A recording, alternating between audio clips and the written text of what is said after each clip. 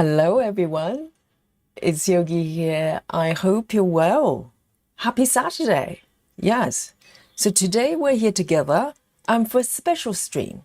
And this stream is kind of tutorial in nature, but ultimately just me sharing what I know with you and see how it goes. So it's exchange of information. So, you know, that's the beauty of live stream. So today I want to share with you, I would say, all the methods I know of up to today of how to start a thread and how to end a thread.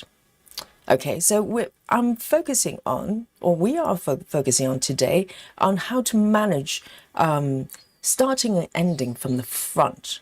Okay, so that's focus point.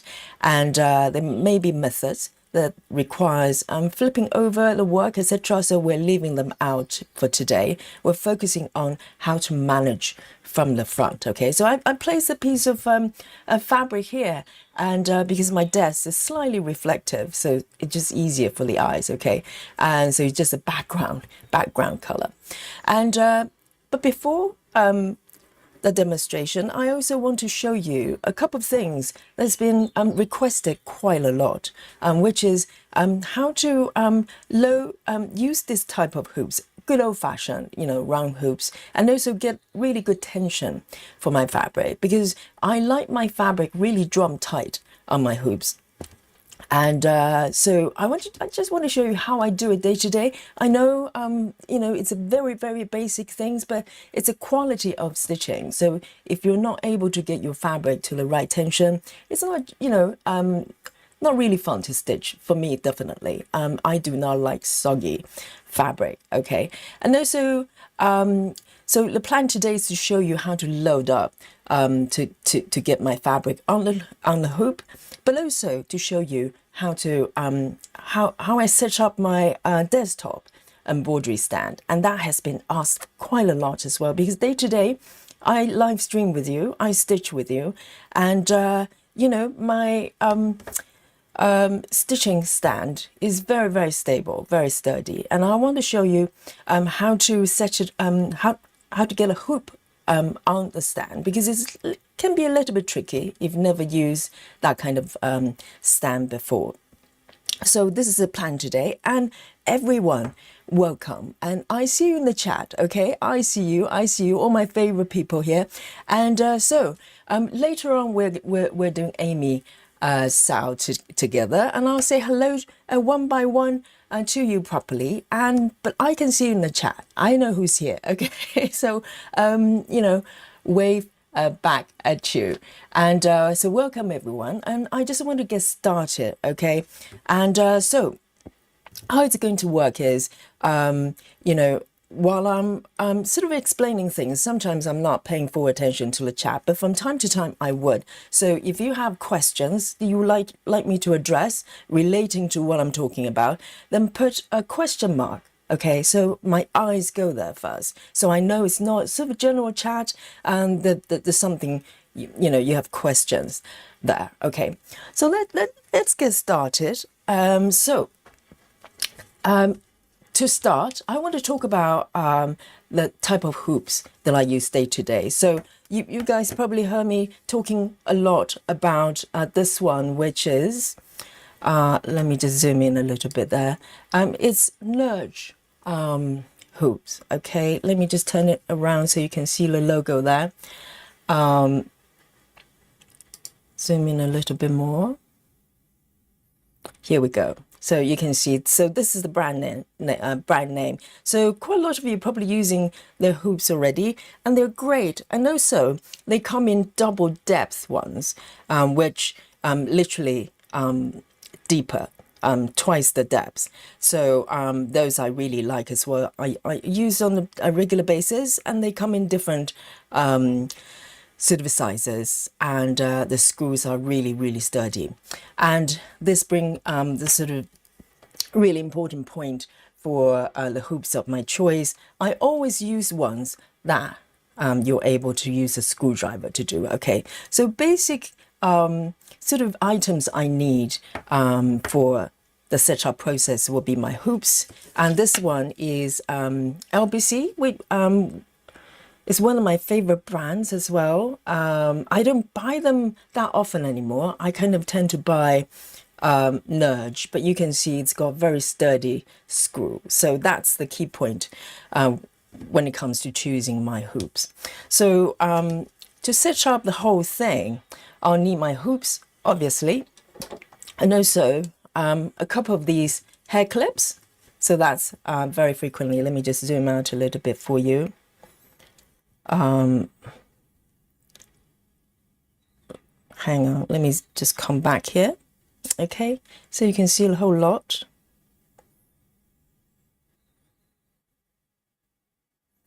And screwdrivers. So there are two different kinds. One is the flat one, which I use for the hoops, and the other one is a cross, which I use for my stand. Okay, so I always have these two ready, and also on top of that, a few of these little clips. So these are fabric clips. You probably, most of you probably have some lying around. So these are very, very handy as well. And one more item I want to show you is one of these drawstring bags. Okay, and I'll show you why this is useful later on. But this is just from my,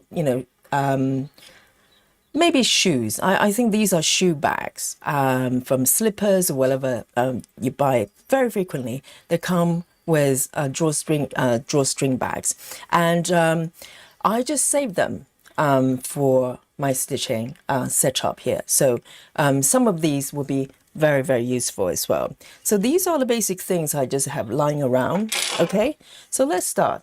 So today, for demonstration purposes, I am going to use this one, the LBC one. Okay, and I can't remember the size of this hoop. It's probably 7 inches or something like that. I think. And I am going to use a piece of Ada. Okay, so it's nice and big. So later on, when we do the stitching, you can see it really, really well.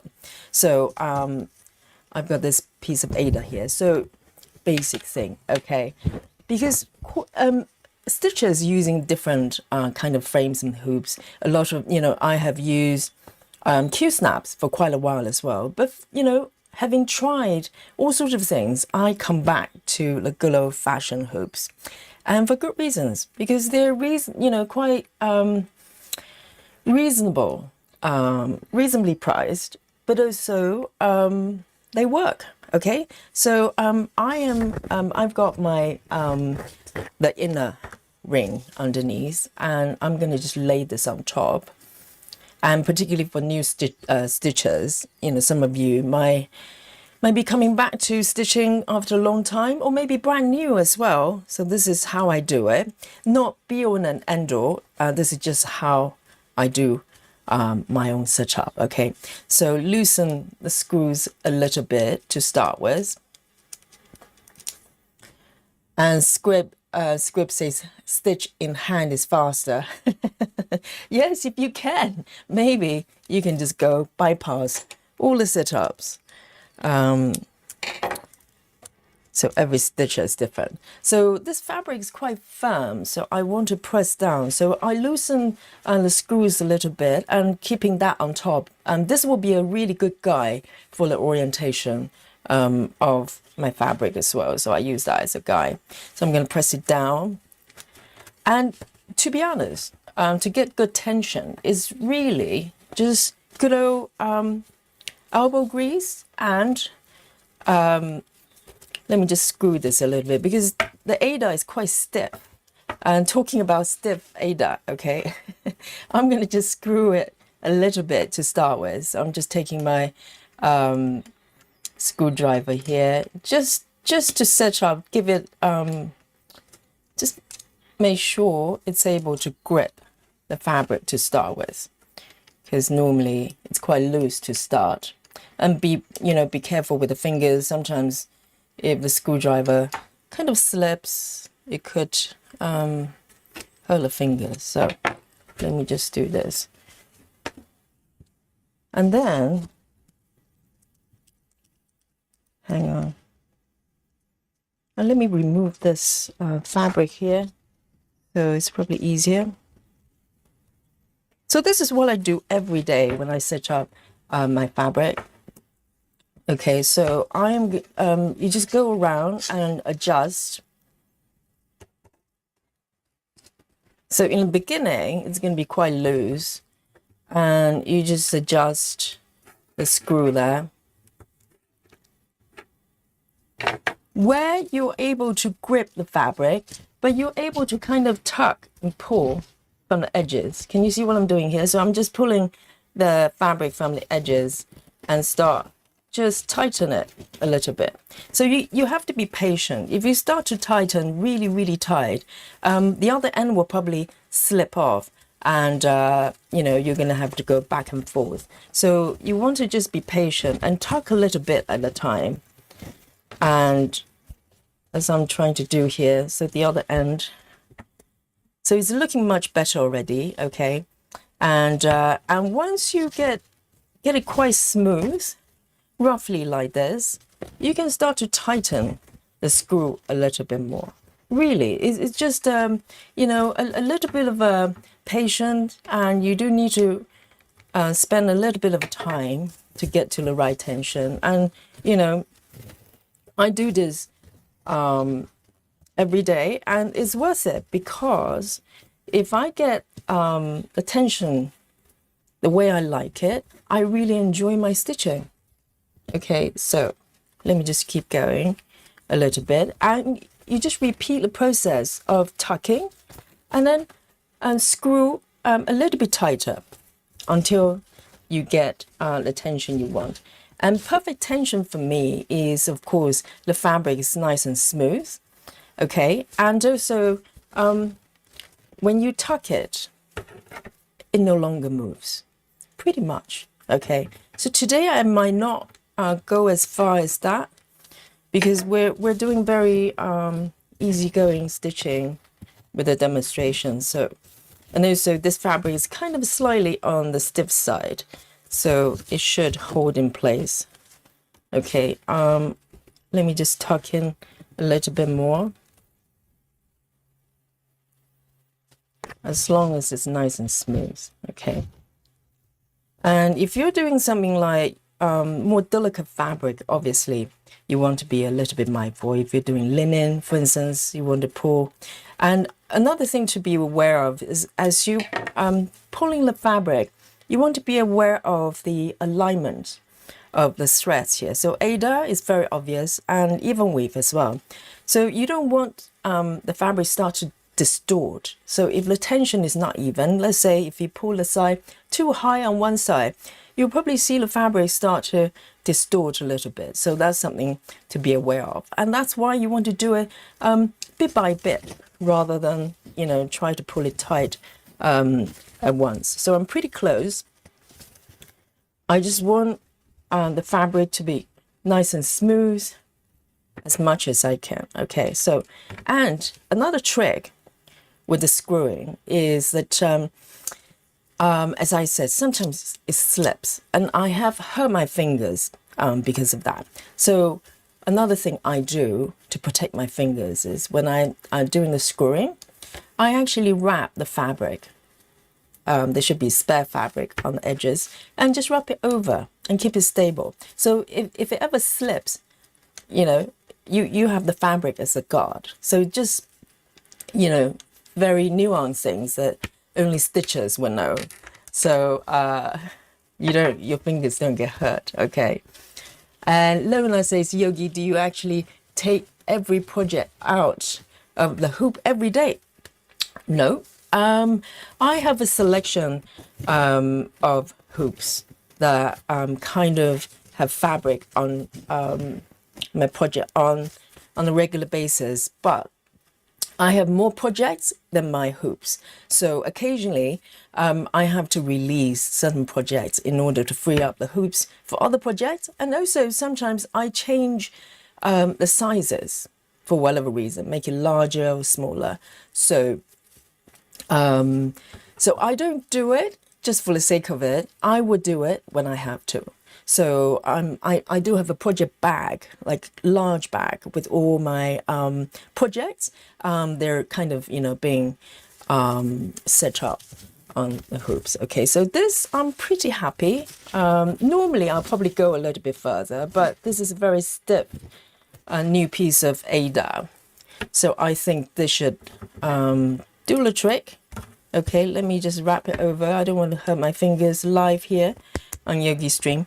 And you want to screw it pretty tight, because what you don't want to do is you spend a lot of time stretching the fabric, and then the screw is not tight enough. So as you're stitching, it starts to get soggy, okay? It starts to loosen. So these are the things just to be aware of. So my fabric set up like this, okay, good old-fashioned way. And now another question for the stitchers. Very often I'm asked, how do you manage the fabric around it? Okay, so if you look at the size of this fabric, it's not large, it's not huge. So I'll show you how I do this fabric of this size, and then I'm going to take another project that's got a lot of fabric on the side, and I'll show you how to do that as well. Okay, so this one is easy peasy, and you have to pick a side. Normally I try to get the fabric away from me, okay? So I tend to start from the bottom, okay, and I start rolling the fabric. Make sense? So I want to kind of tuck the fabric away around the hoop. So with this size, it's perfectly fine. It would no problem at all. So this is where it gets kind of nuanced for each stitcher, because I'm right-handed. So when I stitch, I have my right hand underneath my hoop. So I want the fabric to be away from me. So when I put my hand underneath, whatever fabric is there is not going to get in the way. So not only rolling it, the fabric, try to tuck it away, I'm trying to roll the fabric in a way that I'm bringing the fabric on top of the hoops. Can you see that? So if I'm just rolling my fabric on the side and not properly tucked over the hoop, it's gonna go like this after a while, and my hand is gonna get in the way like that, and that annoys me. So when I roll my fabric, I want to roll it on the right side where my hand go under. I want to roll my fabric over the hoops, the edges of the hoops. Can you see that happening? So kind of roll it over the edges, so it's completely away from the bottom of the hoop where my right hand will go under. So these are the little things. Maybe it's different from you. Maybe you're left-handed, or maybe you don't mind at all. So I just keep rolling over the edges there. And oh, you know what? You know what? I forgot something. Yes, bad example, bad example. This is a really key point I wanted to show you. So yes, you could roll the fabric like this if you're using Lowry, Lowry stand, etc. But for my stand, okay, this is what I do. This is so important. And so before I show you how I manage roll up the fabric, I want to show you my embroidery stand. Okay, so this is it. This is one of the most asked questions, really, because the stitchers are asking Yogi that how do you keep your stand so stable and everything. So this is the type of stand I'm using. It's called, if you search for desktop embroidery stand, you probably find quite a few of these. So this is a brand, I can't remember what brand it is. I got it from Amazon ages ago. And so what it is, it's basically a really sturdy wooden base with this slot. You're able to slide these two vertical bars to create the width you want for your frames or for your hoops. This one works for Q-snaps as well. And because you're able to turn the dials and open it quite wide. As you can see, all you have to do is to increase, to loosen it, and this little clamp kind of opens, and you can, make it as wide as you want within reason, okay? And I've tried it on Q-snaps, it works, okay? And on both sides, you have the dials as well, so you're able to loosen it, so you're able to turn these two clamps sort of different angles, okay? So this is it. This is a very simple mechanism there, a base, two vertical bars where you can slide to create sort of different widths for your frames or hoops. And then, everything is all mechanical and really, really good, really sturdy. Okay, so, but it's slightly tricky to set up your hoops properly. It might look simple if you have a very, if you have a hoop that doesn't have any fabric along the side, it's probably quite easy. You just clamp the hoop in between, sandwich them, the hoop in between those two clamps, right? So the tricky part is, first of all, the one on the left, you have to leave it loose for now. So what you do, this is where this one, the screwdriver, the cross one, that comes in handy, because at the base, at least for this model, it requires a screwdriver like this to tighten. So you do have to turn the base, stand over in order to tighten it. And I do it every day, okay? So you normally, I keep the right side fixed. I do not touch it. This stays here. And then I use the left side and adjust in order to, depends on the size of the hoops I'm doing. And hang on. So there's a question from Solar Winds, says, on big projects, let me just have a look. On big projects, stitch on Lugana, how do you keep it from getting stretched out in the middle? Is it part of polyester so it won't shrink back to normal when washed? Oh, so your fabric, does that mean I'm not familiar with the fabric you're talking about. Lugana? Yes. If it doesn't shrink back, do you mean? So I'm not quite understanding. Are you worried that if you stretch on the hoops, it's not going to stretch back? So that's more of a fabric issue. I'm not sure if I'm able to give you a solution. But I'm talking about regular fabrics that, if you take it off the hoops, you're not going to damage the fabric. Okay.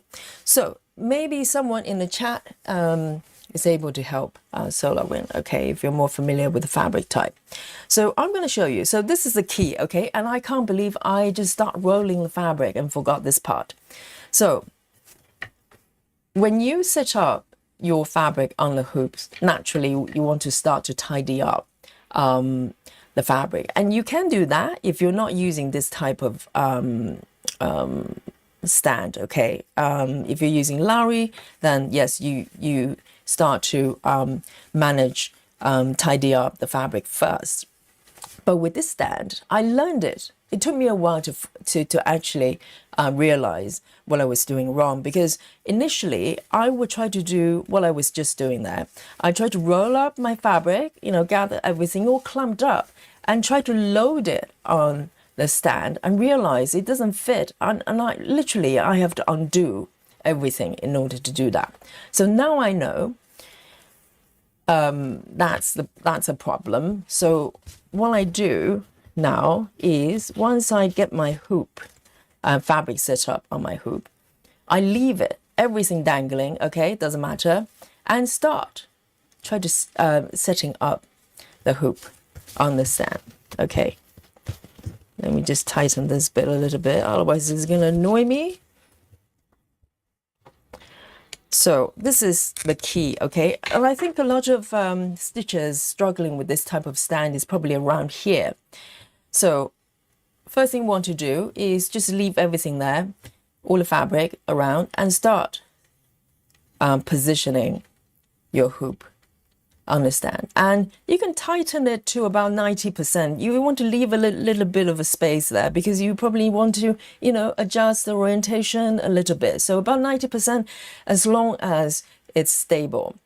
And then you can set up the other end. Okay, you can slide the second bar. And so you know at this point, you know the distance you need for the second bar. And start to tighten this star as well, probably about 90% as well. All right.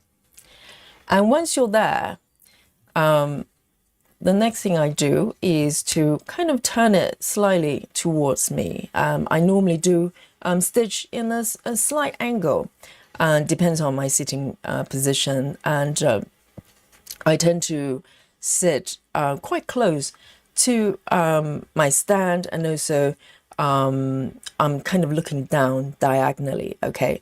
And so not directly under my chin. So I tend to turn my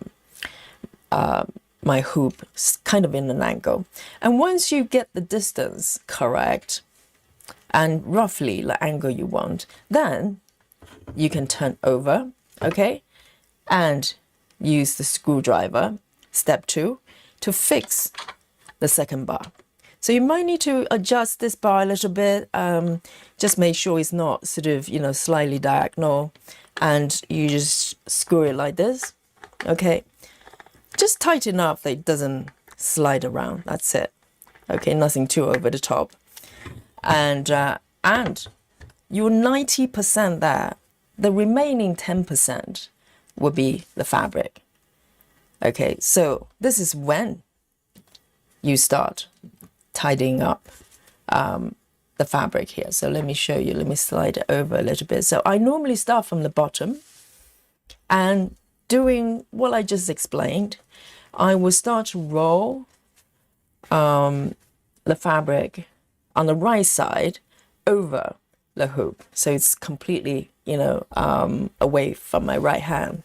And once I get to the right end, and so this is the important part as well, you start to slide and tuck the fabric underneath.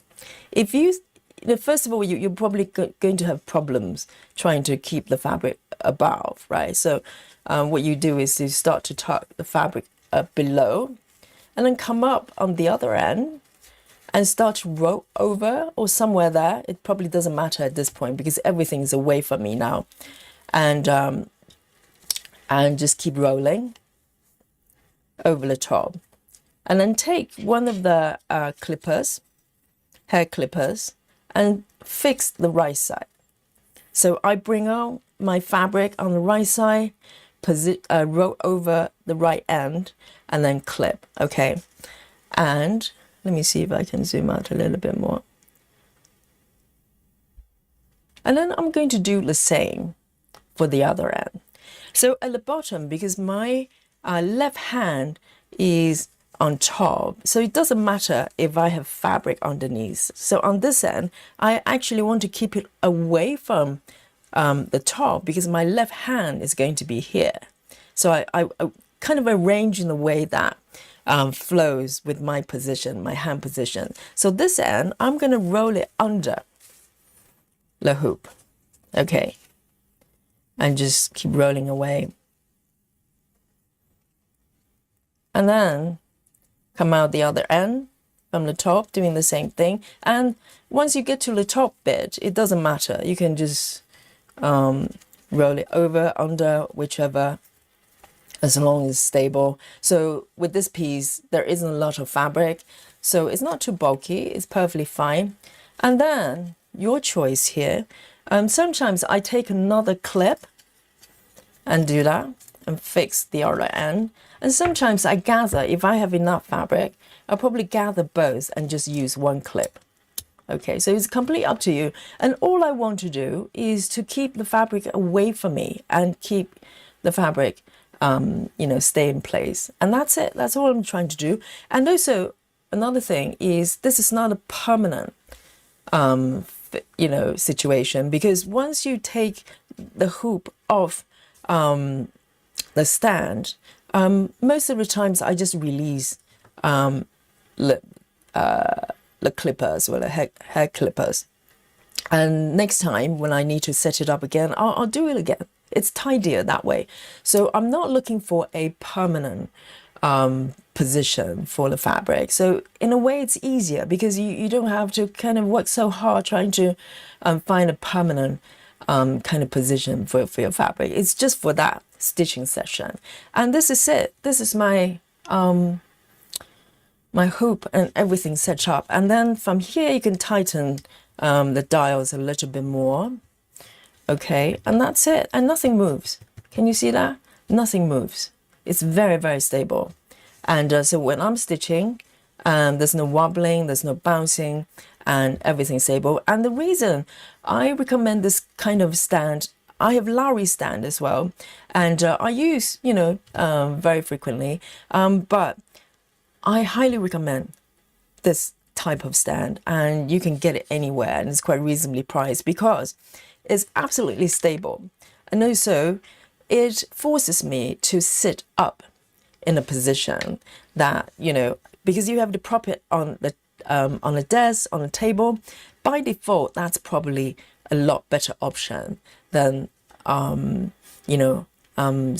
on the sofa, maybe hold it towards your laps, etc. This stand, because it's sit up, it doesn't move. It forces me to sit up straight and to work with it. And so that's the reason I really, really love it. Okay, so that's my setup. This is where I'm going to demonstrate my start and ending methods. But before that, I just want to show you one more, because you might go, well, this piece is quite easy to manage because there isn't a lot of fabric. So let me show you what I would do when there's a lot of fabric. Okay, so I'm going to show you my little cake shop. So this is what I stitched yesterday. And Lizzie says, what is this stand, as I miss the beginning? Okay, so the stand, you can just go on Google or Amazon, just type in desktop embroidery stand. You will find something that's pretty much identical. The thing is, the only difference, only thing you want to be mindful is I've seen models that's got at the base where that slot where you can move the bars. Some of them are break into 2 bits, meaning that there's a limit on where you can move the bars. So that I probably wouldn't recommend. Find the ones that's got like a continuous slot at the bottom, so you have the freedom to move the vertical bars wherever you want. Okay, makes sense. Just look up desktop embroidery stand. So this piece, it's a full size heaven and earth. Okay, so it's quite a large fabric. So I want to show you how I manage this. Okay, and it's the same way I just showed you. I'll set it up on my stand first and start rolling the fabric. But I'm going to just show you how I manage this amount of fabric. It's huge, and this hoop is not huge. Okay, this hoop is quite standard, small size on the small end comparing to the project. And because I'm working on the left side, so it depends where you are on the fabric. This size, only a little bit left. So what I'm going to do is the same goal. I'm going to bring the fabric away from me, okay, rather than towards me or left side, right side, because I'm going to work with where I am on the fabric. So there's only a little bit extra on the left side. So I am going to just start from there, start rolling, okay.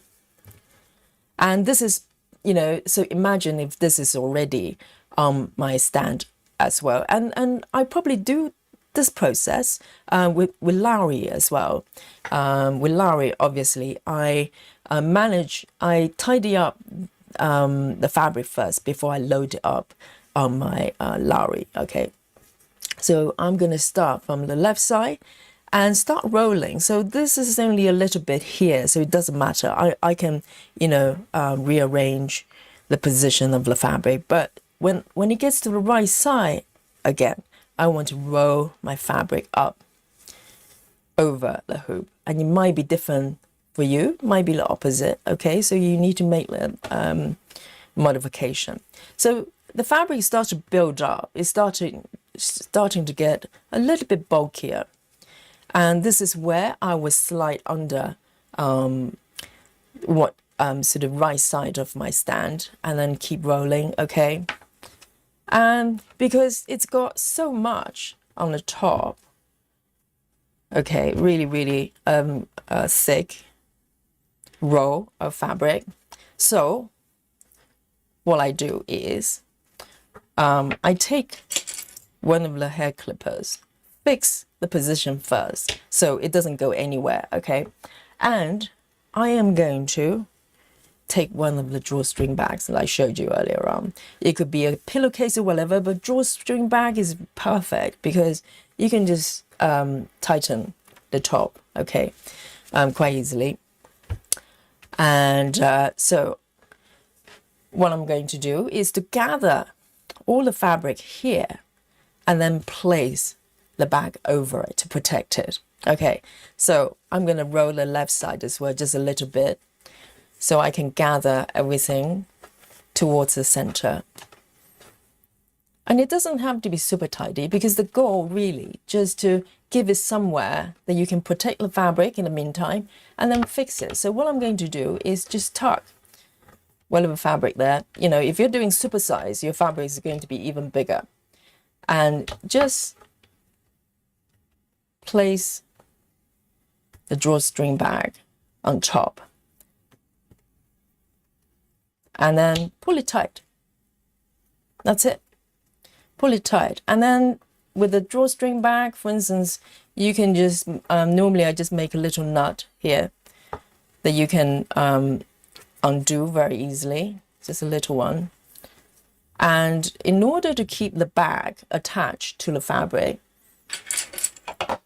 I take these little fabric clips and just liberally just pick wherever that's accessible and just clip them. Just allow the bag to be attached to the fabric so it doesn't go anywhere. That's it. So it doesn't matter how much fabric you have because this is a way for me. It's a way for me. So, if you're using Lowry, this bit would just dangle. And if you're using the stand that I was using, then this bit would just hang over the other side. It doesn't, get in the way at all. And that's it. So this is a very large piece of fabric. No problem. It's just here. Just here. And it's protected as well. So when I take it off the stand, sometimes it stays like this in my project bag. Like that. And I just tuck it in the big bag, take it out. I can rearrange it a little bit and I can start stitching. Okay, makes sense? Any questions? So this is it. Really, really easy. And Samantha saying, I'm learning so much today. I'm glad because these are the things that really a lot of this is very nuanced, very personalized. So you can take whatever I do here and apply to your situation. Okay, you might need to modify it a little bit, but the goal is very simple, right?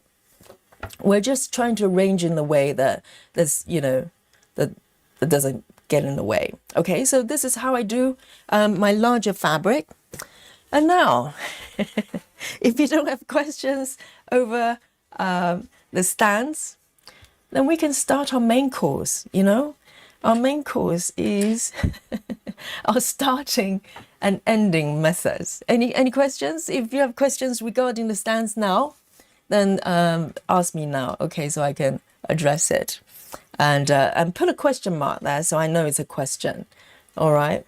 Otherwise, we can move on to our main course. Okay. And so this is 14 count fabric, so it's nice and big for you to see. And so a lot of these methods, it might stitch a little bit differently if you're using 25 counts or 28 counts, right?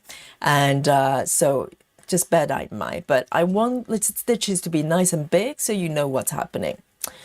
So the starting and ending, this is like, you know, the probably most fascinated area for a stitcher, because, you know, we have to, doesn't matter what we do, we have to start the thread, we have to end the thread. And as I said, today I'm going to focus on the methods that you can manage from the front. All right, so that's a focus point. So I have a list here. So these are the methods that I'm aware of, that I learned, particularly since I started working on full coverage. Because up to that point, I was turning my work back and forth all the time. Okay, let me just find my needle minder so I can start to put my needle on. And so these are the methods I mostly picked up for the last maybe 3-4 years. Okay, and so I'm going to go through my starting methods first. As you're watching them, if you go yogi, this is one method that I know of that you have not demonstrated. Give me a shout, you know, put a big question mark or exclamation mark at that point once I've done go through my list, and then I try out your method live here, okay, on the stream, and we can figure out, you know, whether it works for everybody or not. And we're learning things all the time, and I'm really hoping there will be methods that I don't know of already. I love learning starting and ending methods.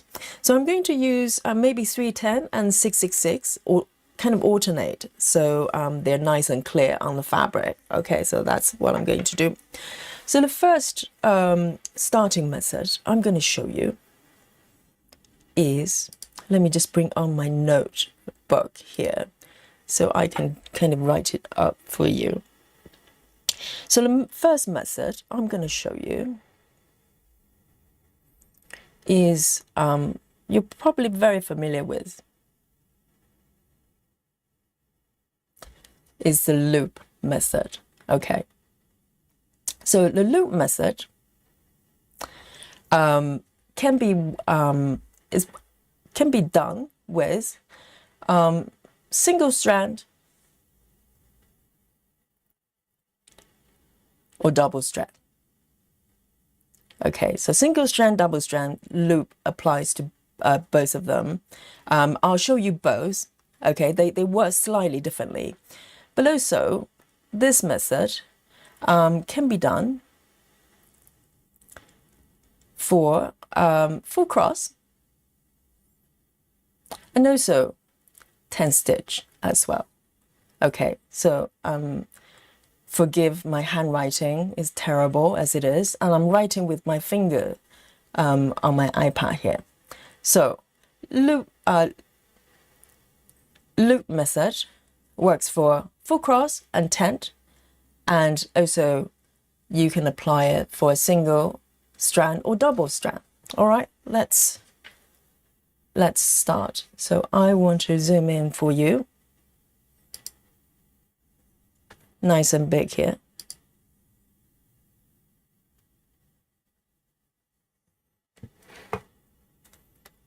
And let me just load up. Galen says, thanks for the tips. I have the same stand. I know, I've been asked so much about this stand, and but it takes a little while for me to kind of realize how to use it properly. Kind of changing the sequence on how you set it up makes a lot of difference. So I'm using DMC threads here. So I'm going to demonstrate the double strand loop start first. And let me just come up here first so you know what I'm doing with my thread.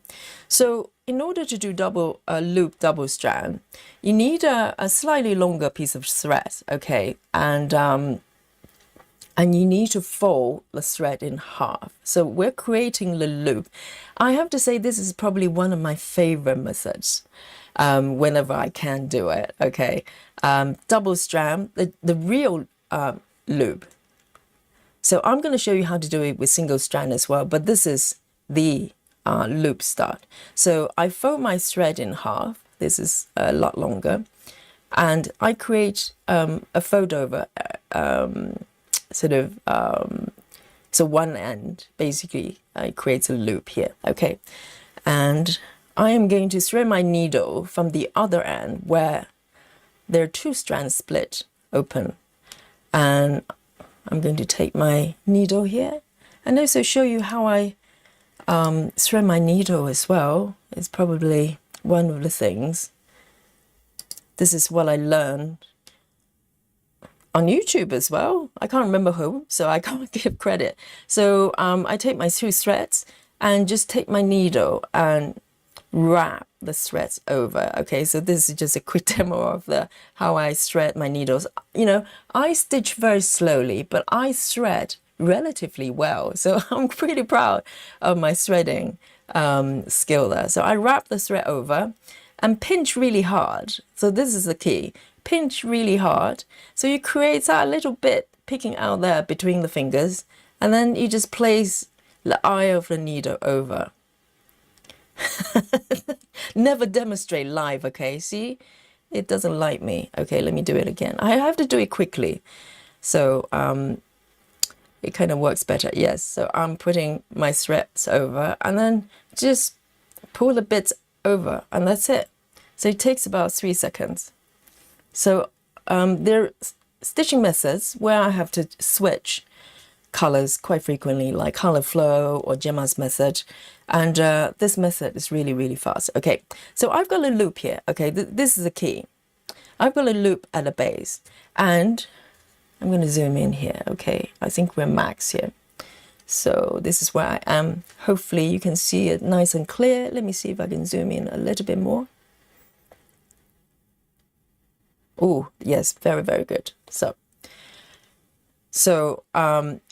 my needle is threaded like this, okay? And I am going to start. So this is, let's see. So I am going to, so if this is where I'm going to stitch, okay, so this is the stitch I want. I am going to put my needle in. Let me see if I could switch my mode a little bit so it doesn't go everywhere. Here. Okay, that's better. C2, okay. So it doesn't go autofocus crazy. So I'm going, well, you can switch the corner, okay? So this is my habit. I tend to go from upper right. So this is stitch I'm going to do. I tend to go from upper right and pull my thread under, okay? And you can see this little loop peeking, right? And then keep the loop there. I'm going to go to my bottom left corner, come up, all right? And then pull the thread up, but not all the way. So you want to be quite mindful. You don't want the loop to go under. And once you come up from the bottom left, thread the needle through the loop and gently pull. So this is where sometimes stitchers can make mistakes here.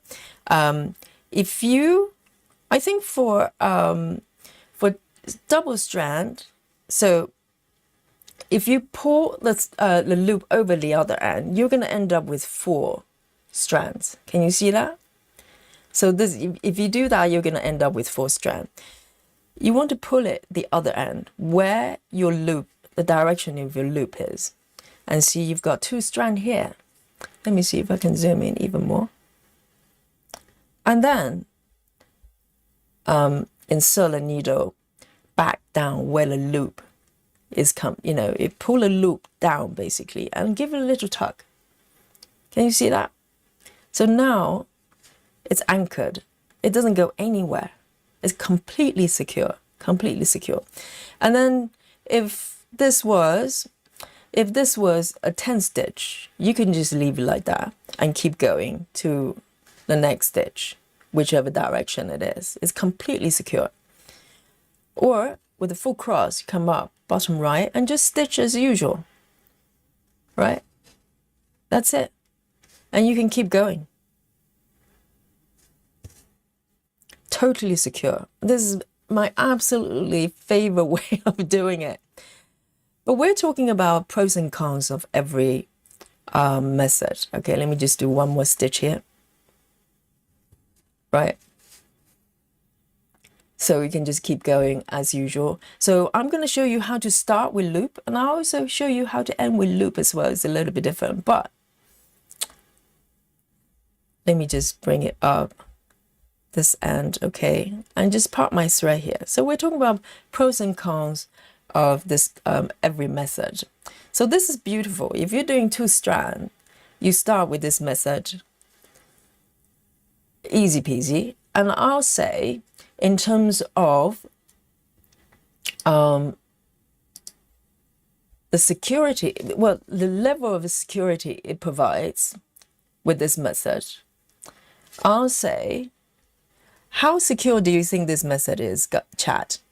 You can type in a number from 1 to 10. How secure you think it is? Meaning that, you know, once you end the thread, it's not going to go slip or anywhere. Let me know. So this one should be easy peasy, right? So we're going to rate every single method and on the level of, you know, security in terms of, you know, how secure it is. Personally, okay, I would go for, oh, Lizzie says 10, okay, Love Drunk 10, Samantha 10, and Diana and Sarah, everybody's 10. And I would have to agree, yes, every pitch is as well. I'll say 10 because it's literally being looped in. You can't go anywhere physically. You have to defy, you know, some physics in order for it to just pop up, you know, pop off. So in terms of, I'm going to give it, okay, in terms of how secure it is. So we're talking about double strand here. Okay, so let me do this. Let me rate single strand and double strand. How's that? Okay. So for both full cross and tent,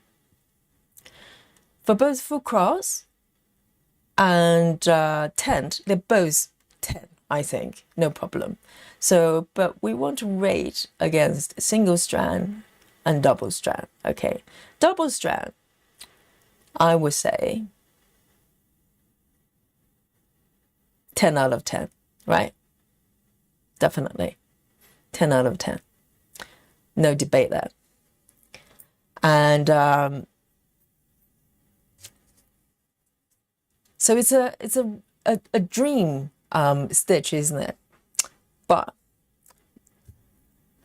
the downside is once the thread is ended, you probably leave sort of end bits. You're not going to throw it away. You're going to keep using it. So when you come back and use this leftover piece, right, you're going to have to do it in a different method because unless you keep folding the thread in half, you have to change the way you do it. So this is where I'm going to show you single strand. So single strand with 2 strand, no hoop, no loop. So it's not so much a single strand loop. It's more of a no loop method, if you know what I mean. So I'm going to take a strand of black here, okay?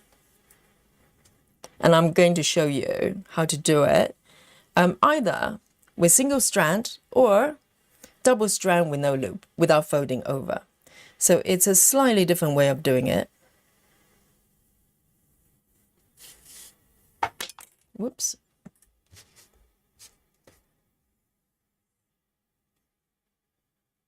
So this is when, if you stitching with single strand, which we do a lot. Or, as I said, you cut off this piece, okay, and you come back, want to start with the leftover piece, and this is what you do. So this is also loop method. So what I'm going to do is to cut this in half.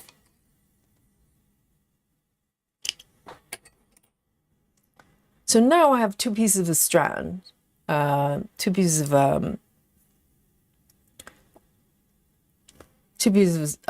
threads here together side by side. There's no loop on either side, okay? So we in order to do loops method with no loop, we need to create the loop ourselves.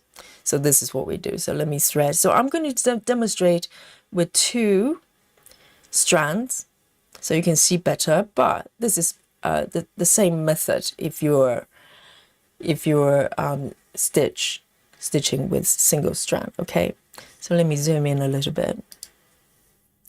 So this is our loop strand, loop start. So, and this is make your own loop start, okay?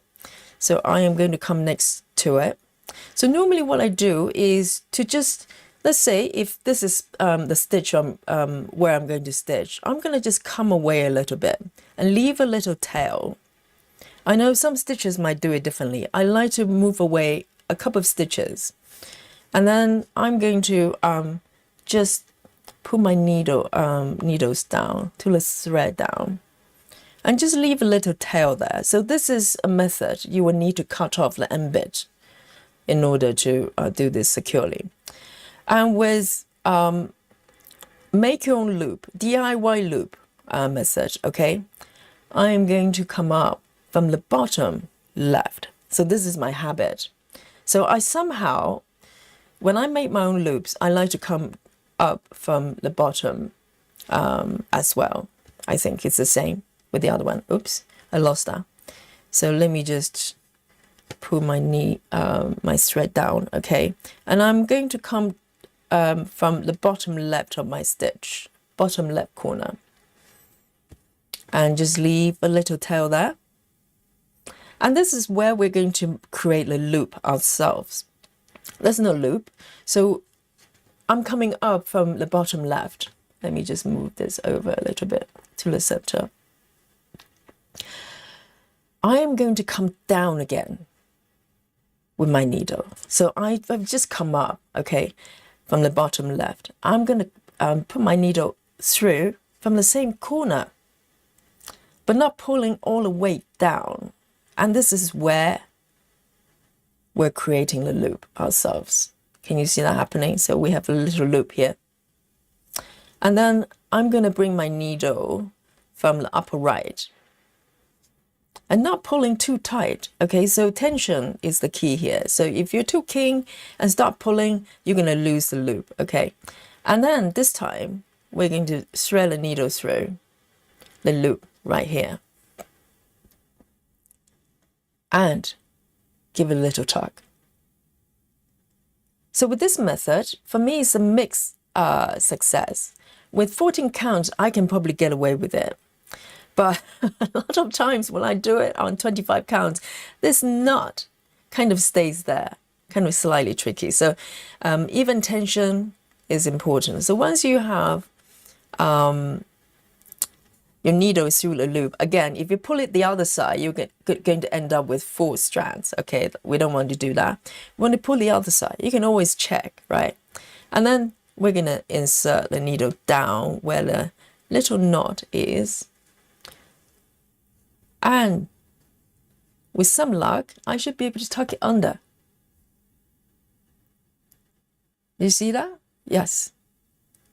So that's the loop. And I'm tucking right now. It's very, very secure. Whoops. Maybe not that secure. I just lost it. Okay, so when it comes to rating, I know what number you're going to give it. Okay, so this is important to see that, because I have seen videos of people demonstrating this method and they go, oh, it's so secure. Not for me, okay? Not for me, not always. If you keep pulling, you can pull the thread completely off. So let me try it one more time and I'll show you what's important here. So with a single loop start, personally, okay, I'm going to come up to the upper right there. Personally, I will recommend it. I'm going to pull a needle through and keep, sometimes it's helpful to probably keep that thread and hold that thread for just for a little bit. And then I'm going to put my needle down to the bottom left. Okay, so if you keep pulling, you could potentially loosen the whole thing. But if you're doing full cross, you are going to come up from the bottom right there, or whichever corner of your choice, and then complete the full cross.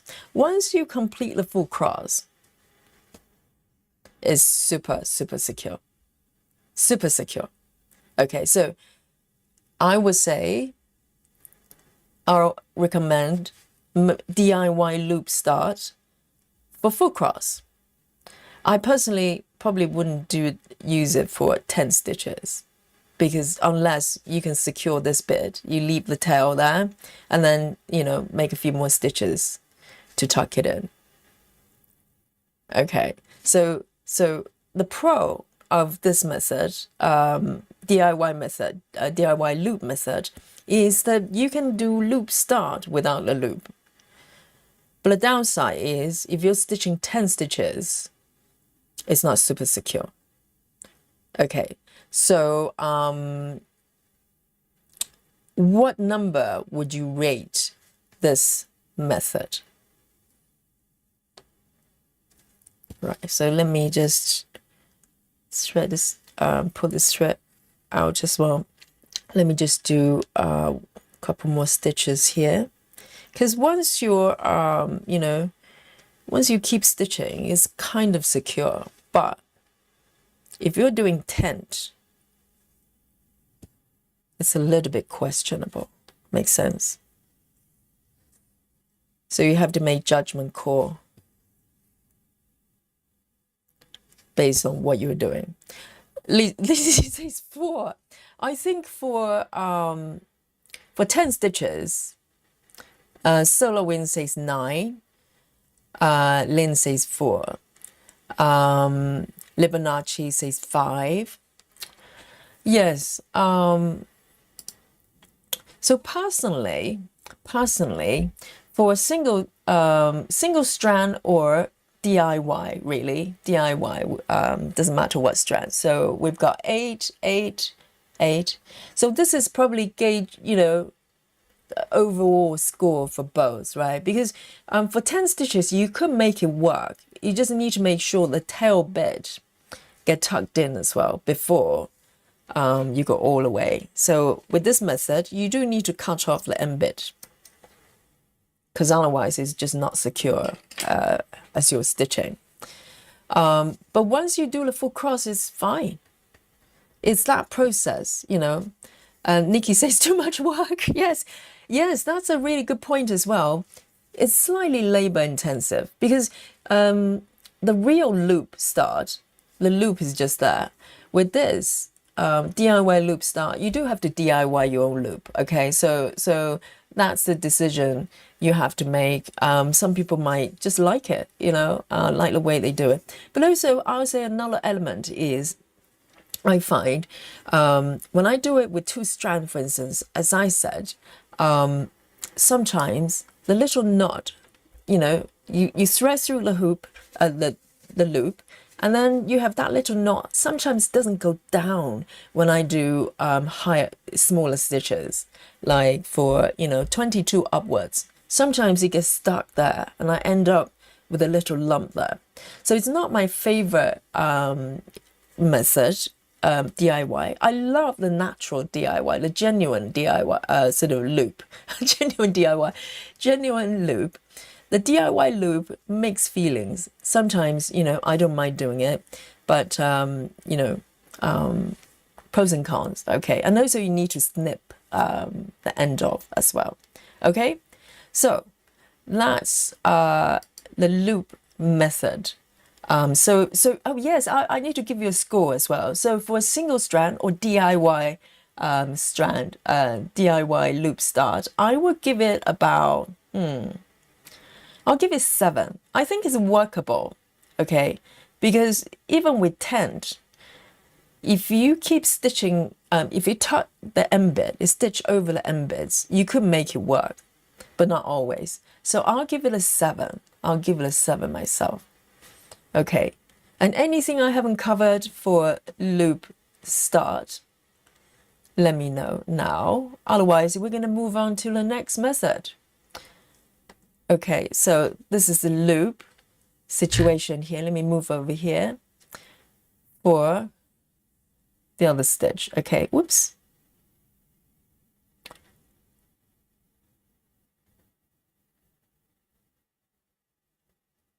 So the next method I'm going to show you is what I called, this is starting, okay. I don't have a name for it. I learned it from someone else ages ago, and so I can't really give credit to the person or persons. I call it just stitch start, okay. I'm gonna just not just dance, okay. It's called just stitch, okay. And forgive my my handwriting is absolutely gross, but it's the best I can manage. All right, so it's called just stitch, and my screen is not loading. Let me see what's happening here.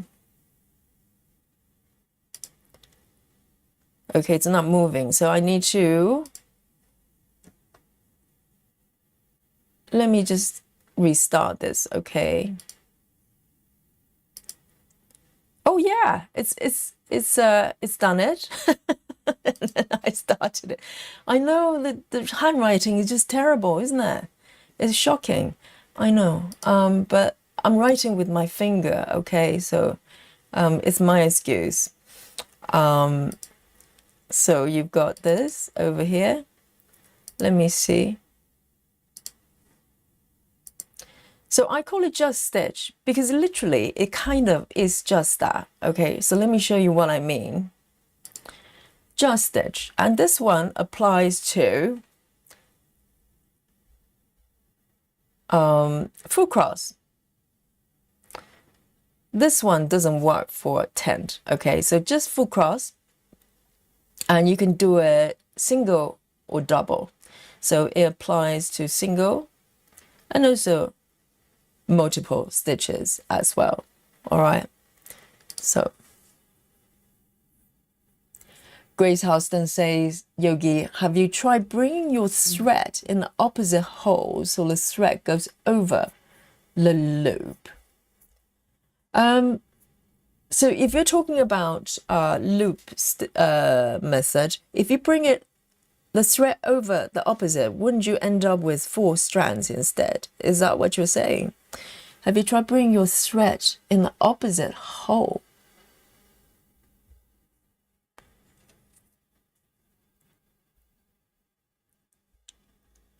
Okay, so I'm going to show you just dance or just stitch method. I don't know why it's not refreshing. So I don't know whether you can see my analysis on this. Okay, doesn't matter. And let me just do this, okay?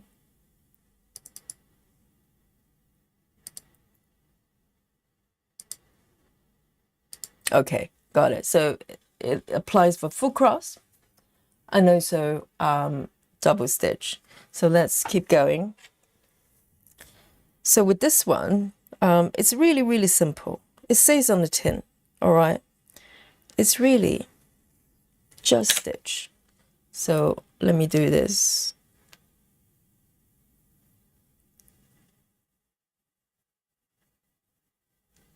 So I'm leaving tails here because I'm going to come back and show you how to end as well. So I'm leaving the thread there, just allow it to dangle.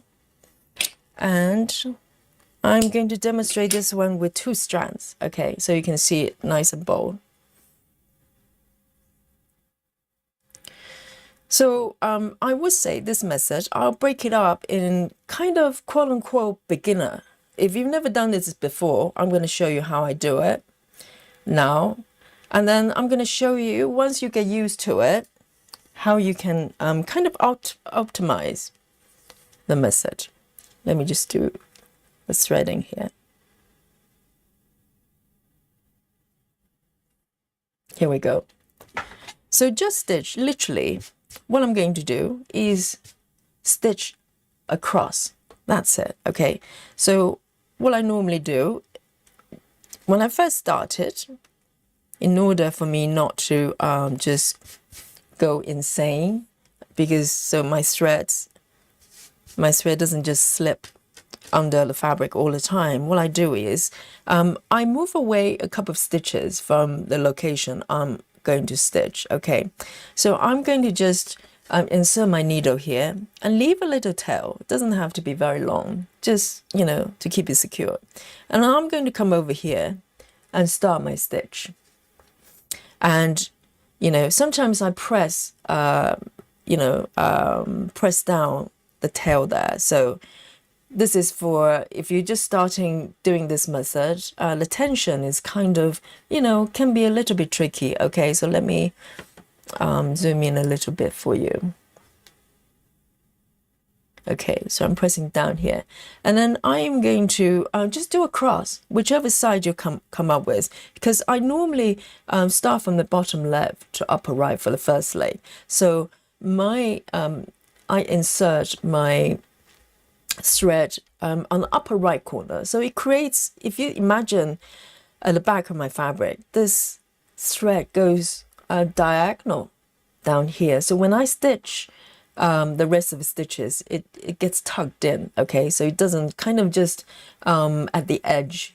You know, if I start from the bottom there, this line would be lining up with the corners there. I don't want that. I want it to cross over, so I can, you know, as I stitch, I can stitch the bottom, sort of the thread at the bottom of the fabric. Okay, so I'm gonna just do one leg, and then I'm gonna literally just come up from the bottom right, just do a normal stitch.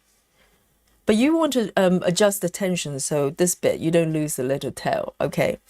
And down. That's it. And then just keep stitching, because once you do the second leg, it's very, very secure. I can tuck as much as I want. The first leg, don't tuck, okay? You're going to lose the thread. So once you've done the second stitch, literally, I'm tucking. Can you see that? It goes nowhere. Totally, totally secure. Can you see that? I keep tucking. And I can just keep going.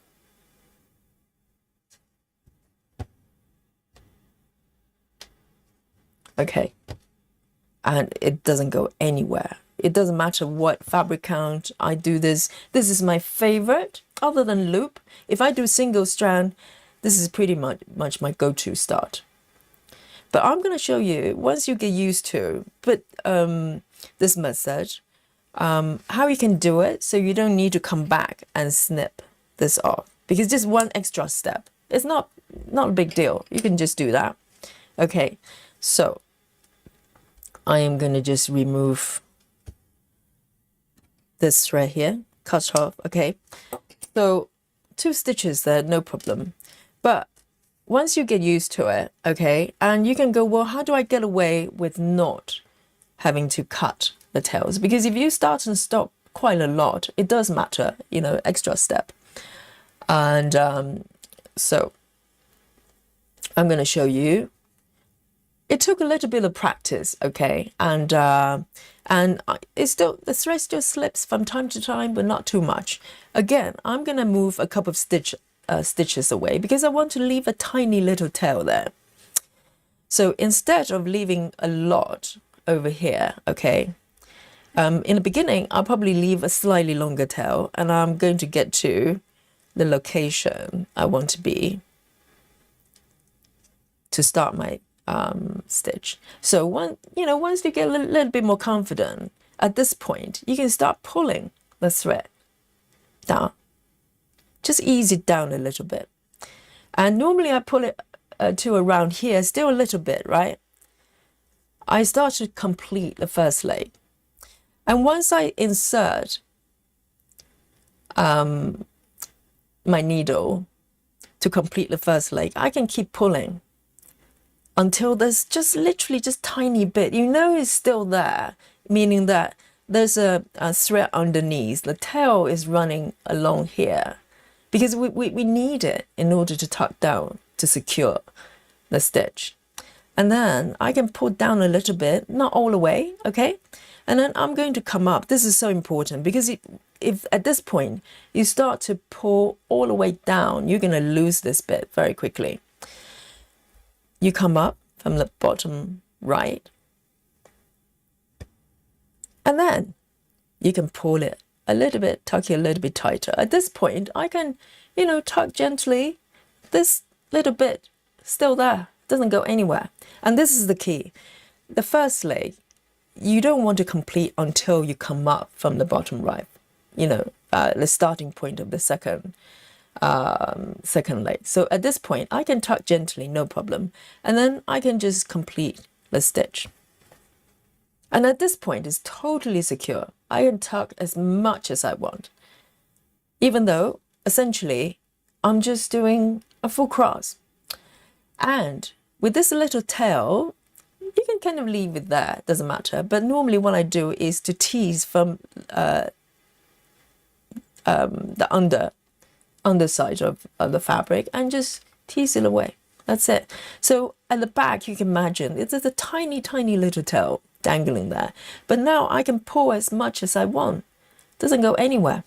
Doesn't go anywhere. And particularly if you just keep going for a couple of stitches, it's completely tucked in. That's it. Very, very simple. Very, very simple.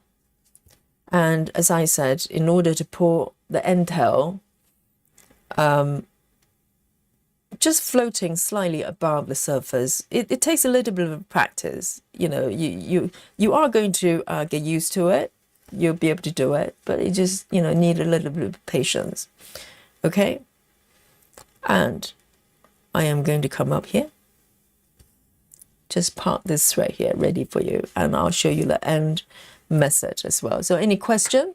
Clara says, question, Yogi, if you have a stitch, let me just show you to everyone here as well. Clara says, what if you have a stitch already on the right side completed? Do you still do a tail with a stitch already stitched? Yes. I think what Clara is saying is, let's say, let me see if I can pull another thread. When I insert the thread, okay, let me just pull out 310 here so I can show you the contrast. Very good question, because when you're working on full coverage, there's stitches everywhere, right? Stitches everywhere. And so where you insert the needle does not have to be an empty stitch. Doesn't have to be an empty, area. It can be anywhere. It can be anywhere. So let me show you here. It works exactly the same. You probably see me kind of try to tease the thread down quite frequently. You can hear it. You can hear me just go, using my needle, just trying to do it. So let me show you what Clara meant. So let's say if I want to stitch over here, right? Let me just remove this and zoom in a little bit. So let's say what I'm going to stitch is over here. I can do the same. I just insert my needle anywhere. It doesn't matter if it's fully stitched over here. I just pull my thread down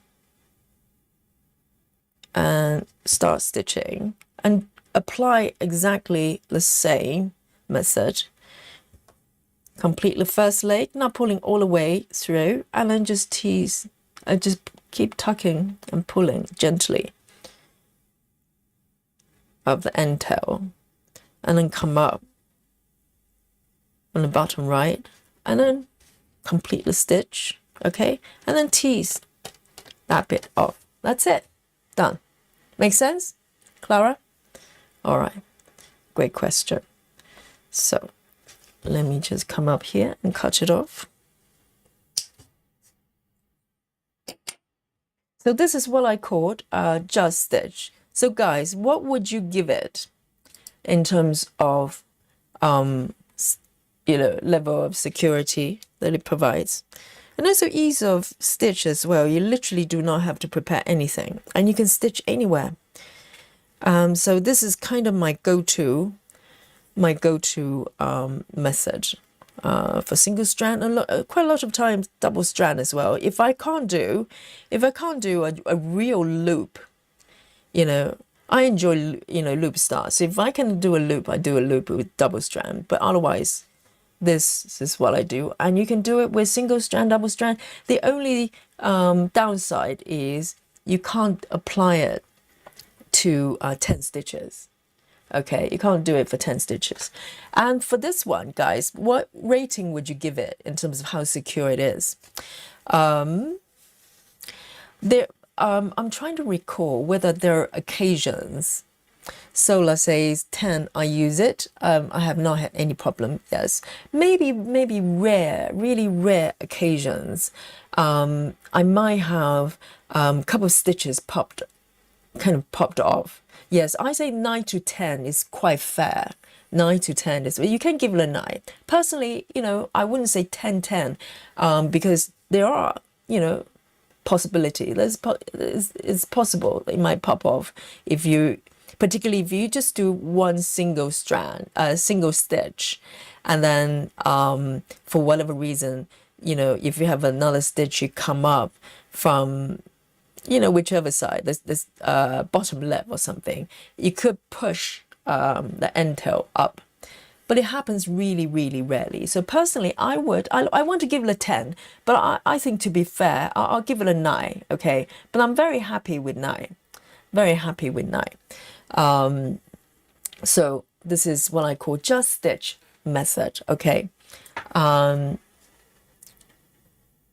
So let me just show you. I give it a 9 there.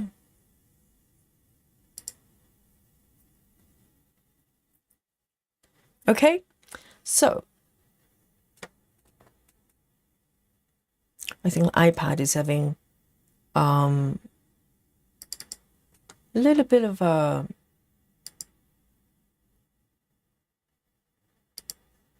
having a little mood with me. It doesn't want to. Yes, 9 has finally appeared, so I'll give it a 9. Okay, any question of this stitch? Otherwise, I am going to move on to the next one. Okay, so the next one is kind of quite familiar with for most people. It's pin stitches. So I'm going to show you how to do a pin. So there are different ways of doing it. Okay, let me just do this one. Let me create a new page. So I am going to show you the pin stitches.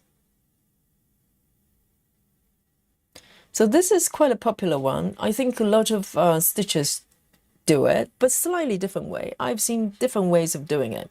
So I'll show you how I do it. Okay, so let me zoom in a little bit and find an area that I can show you properly. Okay. So with pin, I've seen people doing a different way. I'll show you the one I learned in the very beginning.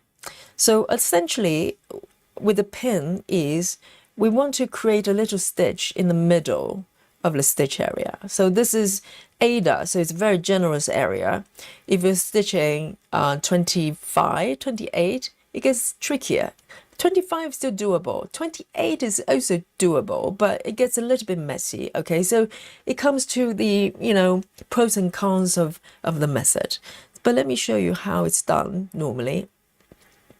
So what I normally do is I move away a couple of stitches. Okay, so let me see if I can zoom in a little bit more. I move away from my stitches, a couple of stitches away. And then let's say this one is the stitch I'm going to do, right? So I come through the center.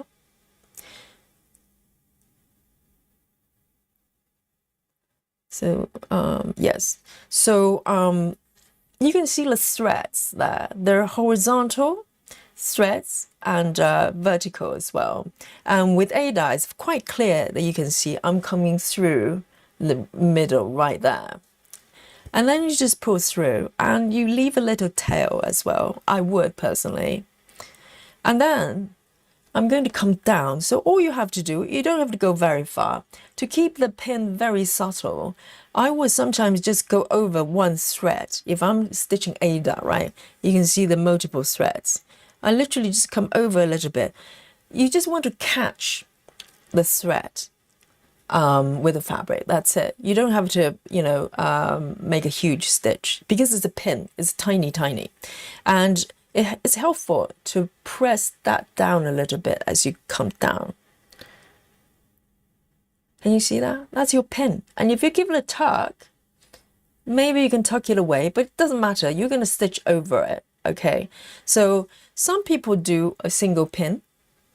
I've seen people doing double. They literally come up from the middle and then go down again. For me, that's very messy, particularly with stitching 2 strands. So I don't ever do that. I think one is pretty secure. It's buried. And then you can start stitching. So if I pull at this point, I might lose the tail. So the tension is kind of quite important. And I can start to do complete normal cross stitch. I think 10 stitches might work for this, but as long as you can cover the pin, okay? So the pin could work potentially for both full cross and tent as well. And yes, once you complete the second stitch, you can't see the pin in the middle, and you can just keep going, right? And you can come back and cut off the end bit whenever you're ready. That's it. Okay. So I'm going to come up here. But very interesting. I think it was Joyce, because there are a couple of videos that were shown to me via Facebook, and I actually look at them. I think one of the ladies was doing pin as well, but she was doing slightly differently. So I'll attempt to do it her way to show you. So for me, it's probably slightly over the top, but I'll just show you how the lady was done. So you could do it that way. So I think, Joyce, correct me if I'm wrong, okay? I'm going to just go with how I remember that I watched, I think just yesterday. So lady is going, maybe she's moving a couple of stitches away or right at the top of the stitch. It probably doesn't matter. I'm going to just move a couple of stitches away. But what she did was, she come up from the center, okay? So again, this part is kind of the same, the center. Okay, center of the stitch there. Come up.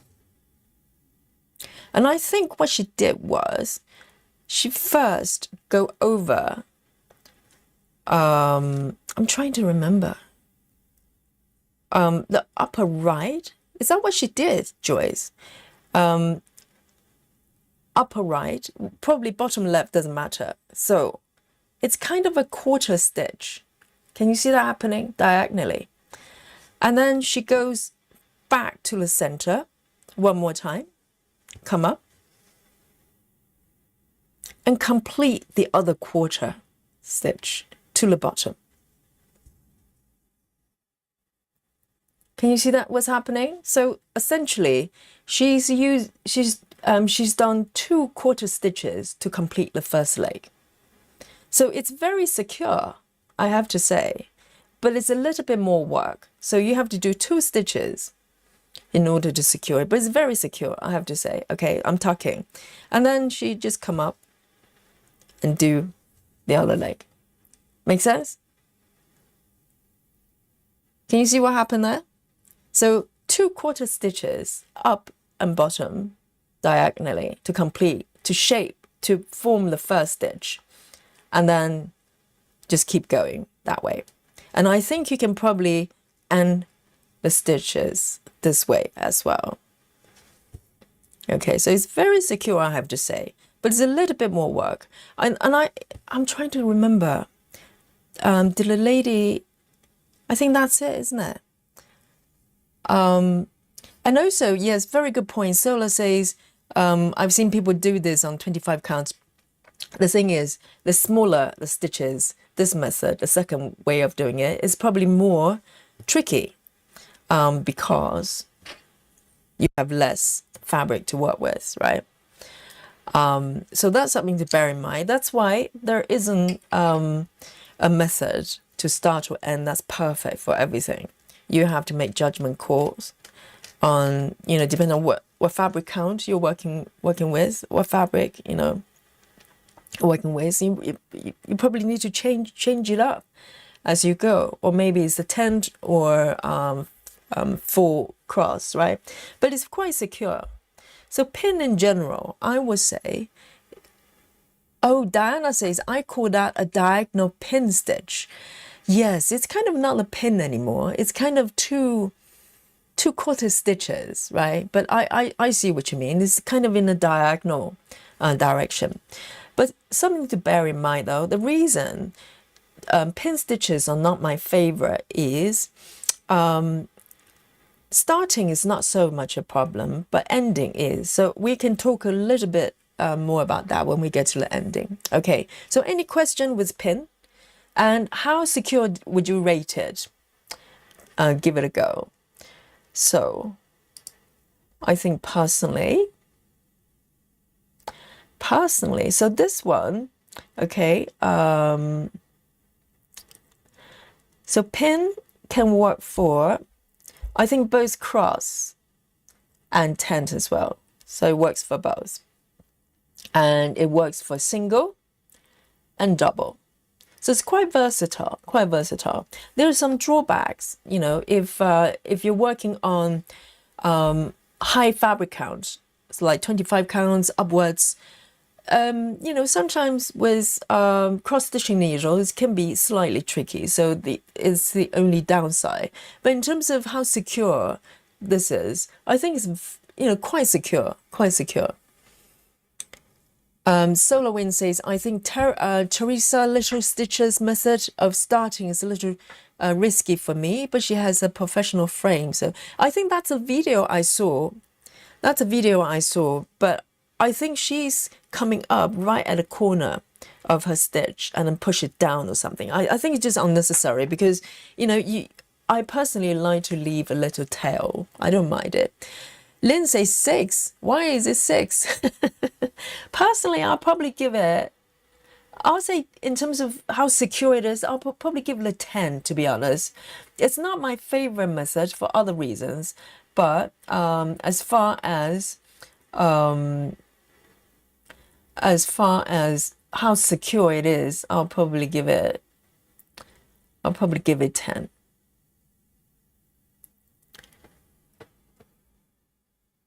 So I'd love to know Lynn's reasons for giving it a 6. It requires a little bit of a practice, and it works better when you have a lot of fabric to work with. Okay, so let's keep going. The next one I'm going to show you is called Boomerang. Okay, dun dun dun. Let's enter the chat. Okay, let me just grab another color. Let me show you what Boomerang is. So there are some tutorial clips on our channel that I showed, kind of demonstrate how it works. And it's pretty cool. So we learn this method literally live here on the channel when we're doing live stream. And then we have Natalia, one of the stitchers, in the chat. And she shared a method via YouTube comment. And this is pretty, quite a few months ago, quite early stage of the our channel here, and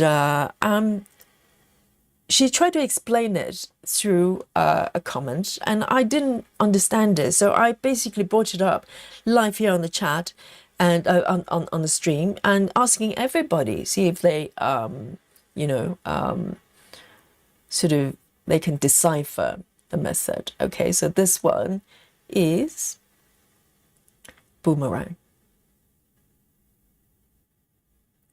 Let me see if I can if I can spell it.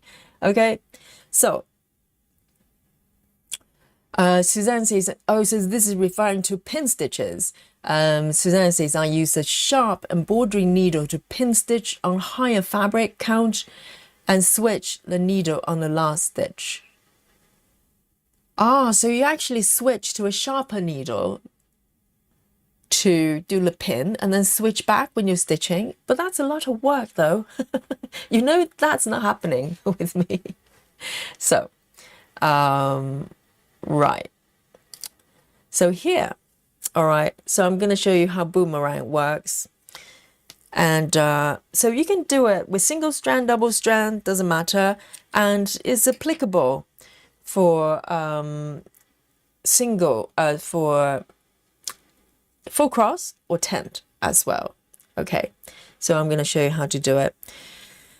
And initially I was looking for solution for 10 stitches, because 10 stitches full cross you have a lot more options in terms of ending, and but for 10 stitches trickier. So initially this was an ending method, but you can apply it as a start as well. And let me show you how to do it. It's pretty much identical, but I'm going to show you, for both. Okay, so let me come in a little bit so you can see.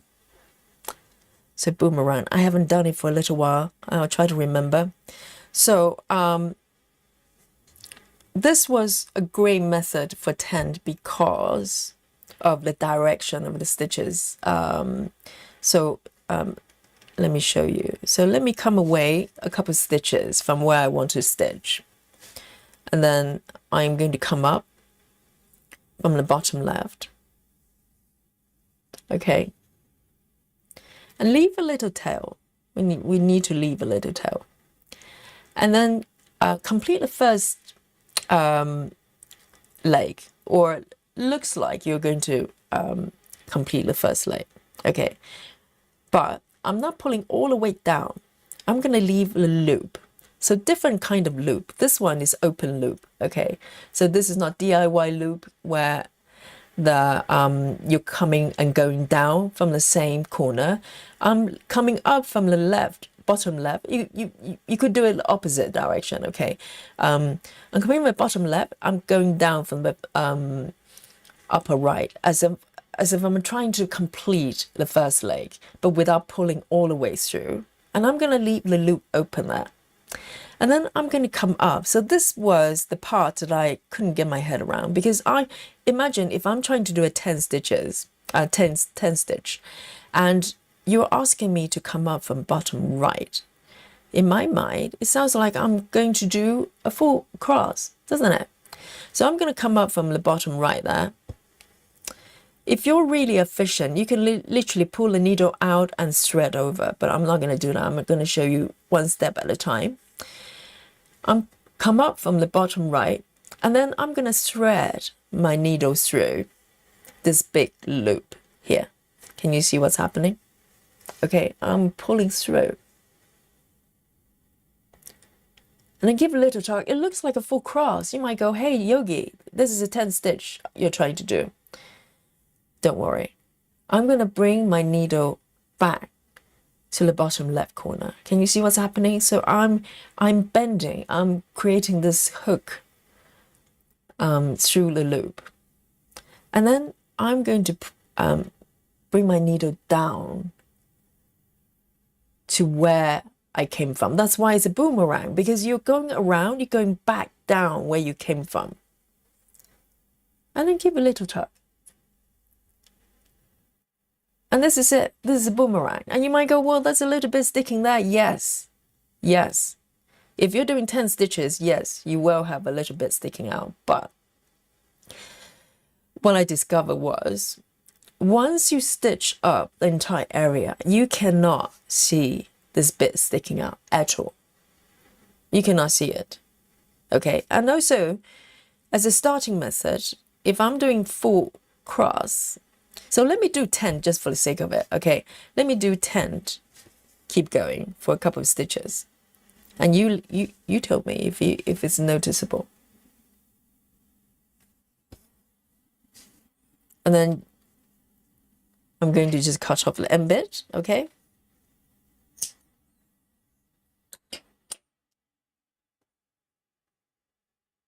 can you really notice it though? And also, I have 2 strands for 10, because if I do 10 on 14 counts, I'll probably do 3 strands, so that my stitches will be fuller. But can you see the difference? Can you see that? You can't really tell, can you? And also, if I come back and complete the full cross for this one, just for demonstration purposes, I cover the bottom right corner. So for full cross, there's no problem at all. And it's very, very secure. Very secure. Yes, Samantha says it's barely noticeable. Yes, exactly. Because my mind was stuck with the idea that that's one bit sticking out. But if you look back, you know, once it's all stitched up, particularly on smaller counts, some higher counts, you literally cannot see it. And it's a very convenient way of starting and ending. You know, there's no fuss. Okay. But as we're talking about boomerang here, I just want to bring up a variation of it. So this only came up a couple of days ago when we're stitching the dimensions. Nikki demonstrate it. Okay, Nikki, and hopefully I can demonstrate it properly. Okay, and Nikki can scream at me if I do it right correctly. Okay, so it's, for me, in my mind, when Nikki came up, was kind of a variation of boomerang in terms of how it works in my head. Okay, we can give it a different name. Okay, Nikki said, Nikki start. Nikki start. And but I'm gonna just see if I can demonstrate this way. So for Nikki, it was an ending method. Maybe I should have shown this ending, but I'm gonna show you this right now while I remember. So I'm gonna just Nikki, can this be used as a starting method, I wonder? I suppose it's probably the same, right? So what Nikki does is kind of a variation of it. So let me see if I can do it as a starting method. So I'm leaving a little tail there, okay, end tail, coming up from the bottom left. Can you see that? And as I'm come down from the upper right, I'm going to leave a loop there. Okay, leave an open loop, just like you would with boomerang. And then, instead of coming up from bottom right, as you would for boomerang, what Nikki did was she came up from the center. So she's kind of combining a pin and boomerang. So instead of bottom right, where you can, you might have a little bit sticking out, right? What Nikki did was she came up from the center as if you were doing a pin. Pull it up. I think she came over this end. It probably doesn't matter. Okay. Can you see that? So this is a 10 stitch right here for you. And then I think what she did, I think potentially you can find your way in if you could complete a pin. If you're doing 14 counts, it's probably doable. With 25 counts, less so, okay? But potentially you can go down, as long as you catch the fabric, you can go down and complete a pin under this 10. Make sense? So you could do that as well. But I think what Nikki did was she went down from the upper right corner and kind of just hide it. Whoops, underneath. I just lost it. Nikki, have I butchered it? Let me try again. Let me try again, Nikki. Oh, Samantha, you can hear it. It's Lily. It's Lily. Lily is not hungry. Lily just eaten. I've been giving Lily food. I've totally caved in. It's terrible. So let me try again, okay? Nikki, you can shout at me, okay? Let me do this again, because I've only learned this method the other day, so I'm not, I haven't practiced quite a lot. And so let me do this 10. So as if you're doing 10, but come through the middle. So I think it's probably more secure to do a pin back down. So I'm pulling my thread up here. So instead of going from upper right, if you pull too hard like I did, I lose the tail. Maybe I just shouldn't pull that tight. But instead, so I need to maneuver a little bit. Okay, see if I can do a pin down and hide it under the fabric. How's that? So there's literally a pin stitch. Let me just tease it up. There's a pin stitch under this stitch here. So that's Nikki's method, a variation from the boomerang. Boomerang, yes, you can see a little bit, but you know, ultimately you can't. And but with Nikki's method, if you do it well, it requires a little bit of practice, you can bury it literally under the 10 stitches. Very clever, Nikki. Seriously, you need to copyright this, okay? Otherwise, I'm going to steal it. And you can just keep going. It's quite secure. I think it's not secure if you don't do the double pin, the full pin. You know, if you're like me, you're a bit lazy, you go from going from the upper right corner, then potentially, if you pull too hard, it could slip off. But otherwise, you can keep going. And you can do full crosses, of course, no problem. Make sense? Okay. So that's it. That's the boomerang for you, and very simple. So this one, boomerang, we can apply it to both tent and crosses, which is quite handy.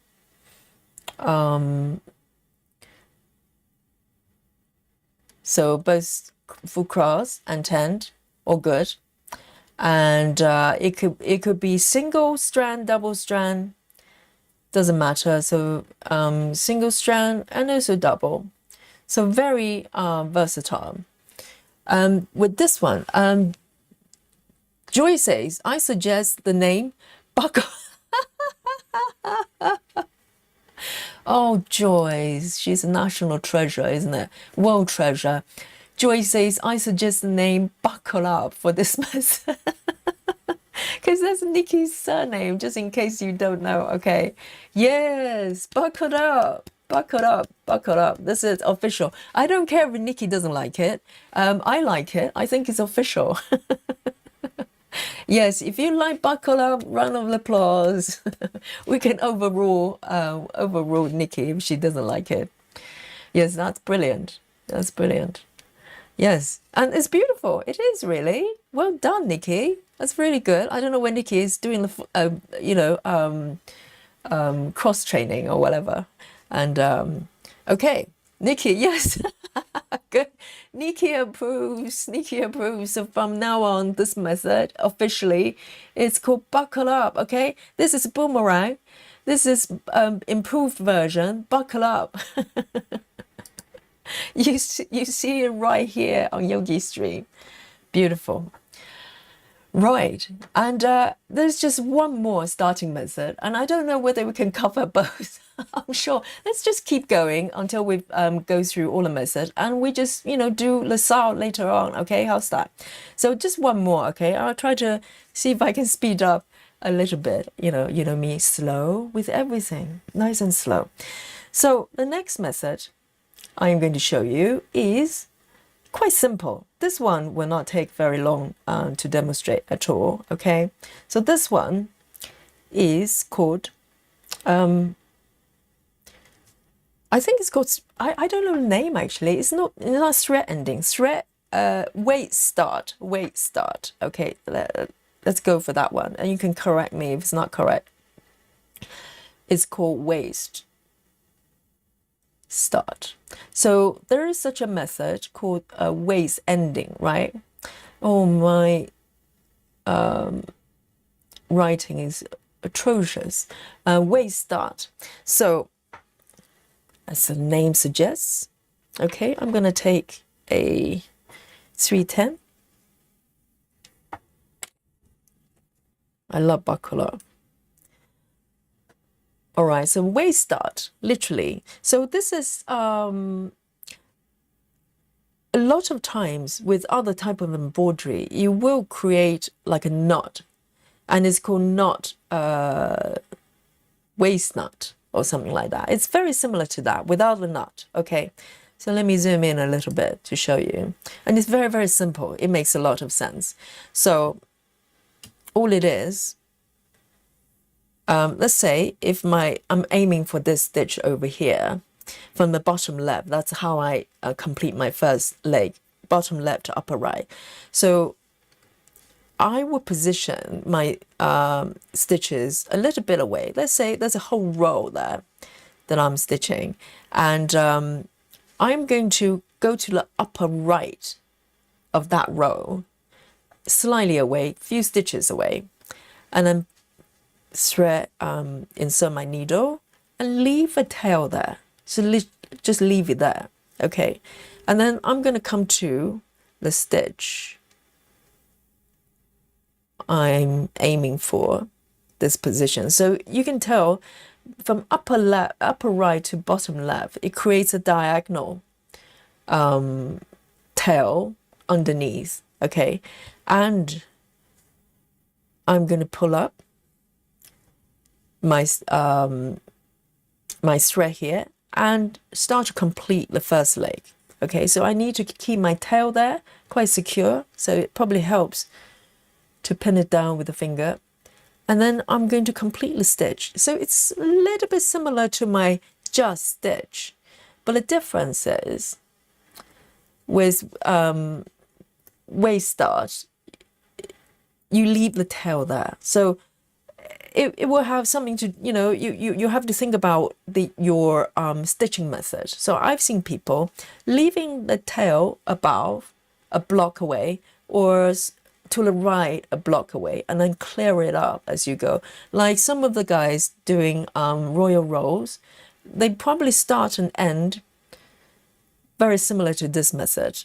And I've seen people starting the waist start the tail from above as well, and then go probably one block away to where they're starting to stitch.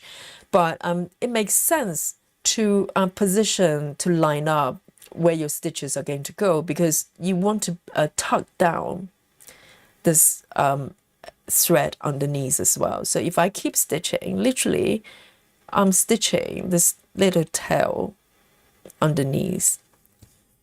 I'm tucking every bit down, so it's very, very secure.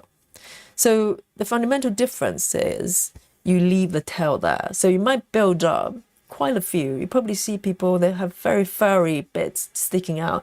You can start and end this way. So what it is you leave the tail there. So when you get a stitch, the remaining area, everything underneath is getting tucked down. And then when you get to very close to the ending here, then you can start to clear it off. So some people do it very, very orderly. They have whole bits sticking out like my little fringe, and keep going. So this is very, very simple. But the downside of this method is there are two things. Okay, I would say this is a very simple start, but it does create more bulk underneath, because imagine if you have a lot of confetti, you're going to end up with a lot of threads just being stacked up under the fabric. So when you come to stitch certain locations, it might be a little bit tight. Depends on your the number of color changes that's happening, and also the stitch, the fabrics size fabric count as well, and it could get a little bit crowded. That's the downside. And also sometimes depends on if you don't end them in a very orderly manner and stitch in a certain order, these little bits could start to run into your stitches wherever you're going to go. So this is probably not a method I would recommend for cross country. For instance, cross country is a little bit less predictable in terms of where you're going to go and how far you're going. So you probably want to end in a different method. But if you're doing block by block, you could do this and just keep going and start and end the same way. Okay. So let me just come up here so I can show you later on how to end it. Any question with this one? Yes, Suzanne says, I was doing this with royal rolls. Yes, I think it's quite a popular method for people doing royal rolls. I've seen people, this one lady was, oh my God, that was epic. She's got like, she basically pull her thread, start and end from the top. So she's got a whole bit above her, her work. It's just fur. Sort of whole roll of fur kind of going one direction, and so but there's quite a lot of build-up of threads underneath, so you can imagine, because normally you probably want to take it about 10 stitches away, so just for security and also to keep things in order as well.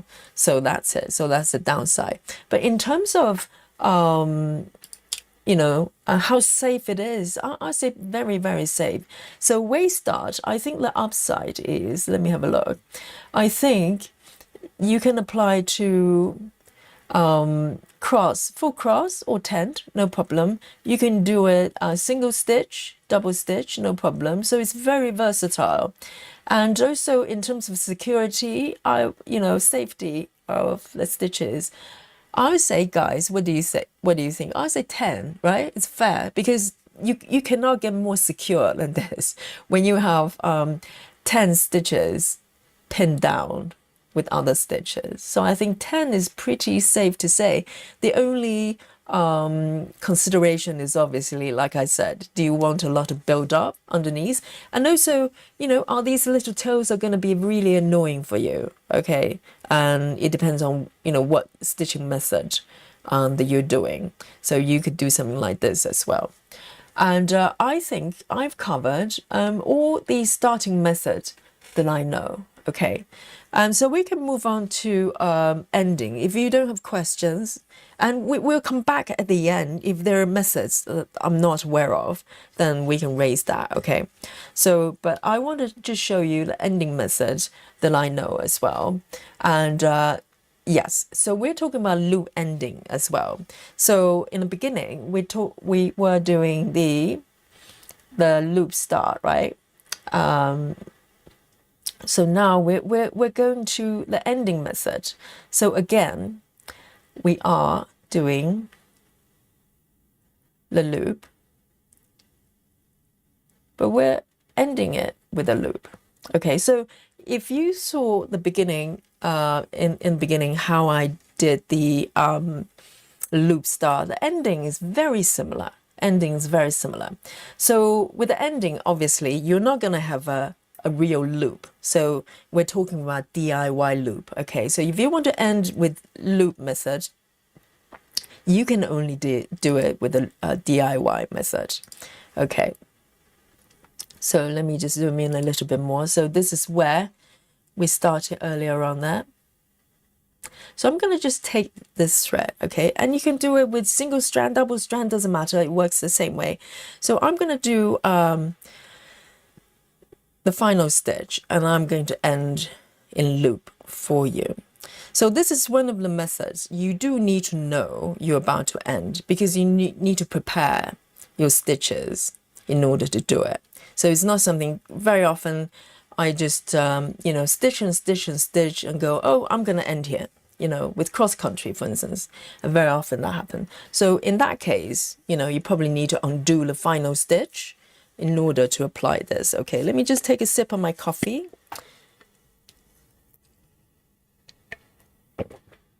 Right. Okay, so with loop method, essentially we're doing DIY loop. So let's say I'm about to stitch the final stitch here, and I come up with the bottom left. Okay, and what I'm going to do is to insert my needle back down. So you can do it the opposite corner, it doesn't matter, you know, depending on how you complete your cross.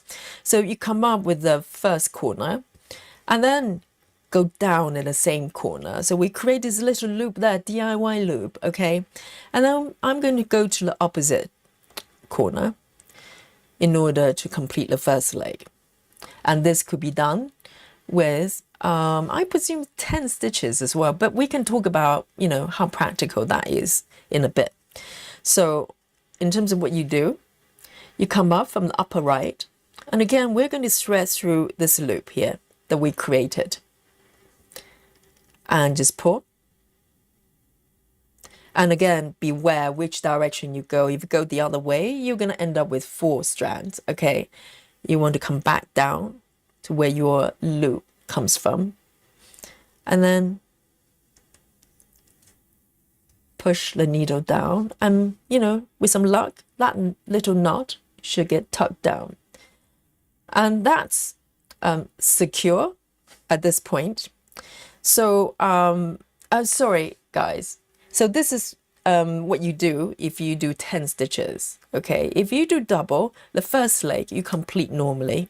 Make sense? So we can do it again. So if this is a 10 stitch, then literally I've completed my loop, right? From bottom left to upper right, the first leg, that's my 10. And at this point, you can end your thread there, okay? But the question would be, we can talk about how secure it is, okay? And I have some question over that. But let's do a full cross, okay? So full cross ending, again, coming up from the bottom left. You complete the first leg normally, because the loop comes at the ending bit. So first leg normal, full cross, and then I'm going to come up for the bottom right. So I'm going to apply the loop to the opposite corner. So same thing. I'm going to push my needle down for the final leg, whichever it is. Okay, 10 will be left, and full cross will be the second leg. And I'm creating a little loop here. Let me push that over here. Can you see that? And then I'm going to come up to the upper left corner and thread my needle through. And with some luck, hopefully, when I push this loop back down, okay, the knot would disappear as well. So the question here would be, so in terms of method, no problem, right? But my question for this method would be how secure it is. For the ending, if I leave a tail and come up maybe a couple of stitches away, let's say, then I've got an end tail there. Doesn't matter, it's tent or cross, same. Come away, leave a little tail. Hopefully it's going to get tucked down with other stitches. That potentially could work. But on its own, it's not super secure. I have to say, I have my tent endings stitches popped open before. I think that's probably the issues with DIY loop. Either way, starting or ending, the safe, security for the stitches is slightly questionable. So it's workable. If you quickly, have other stitches filling up, then it's going to catch this tail. But otherwise, there's an opportunity it's going to pop over sometimes.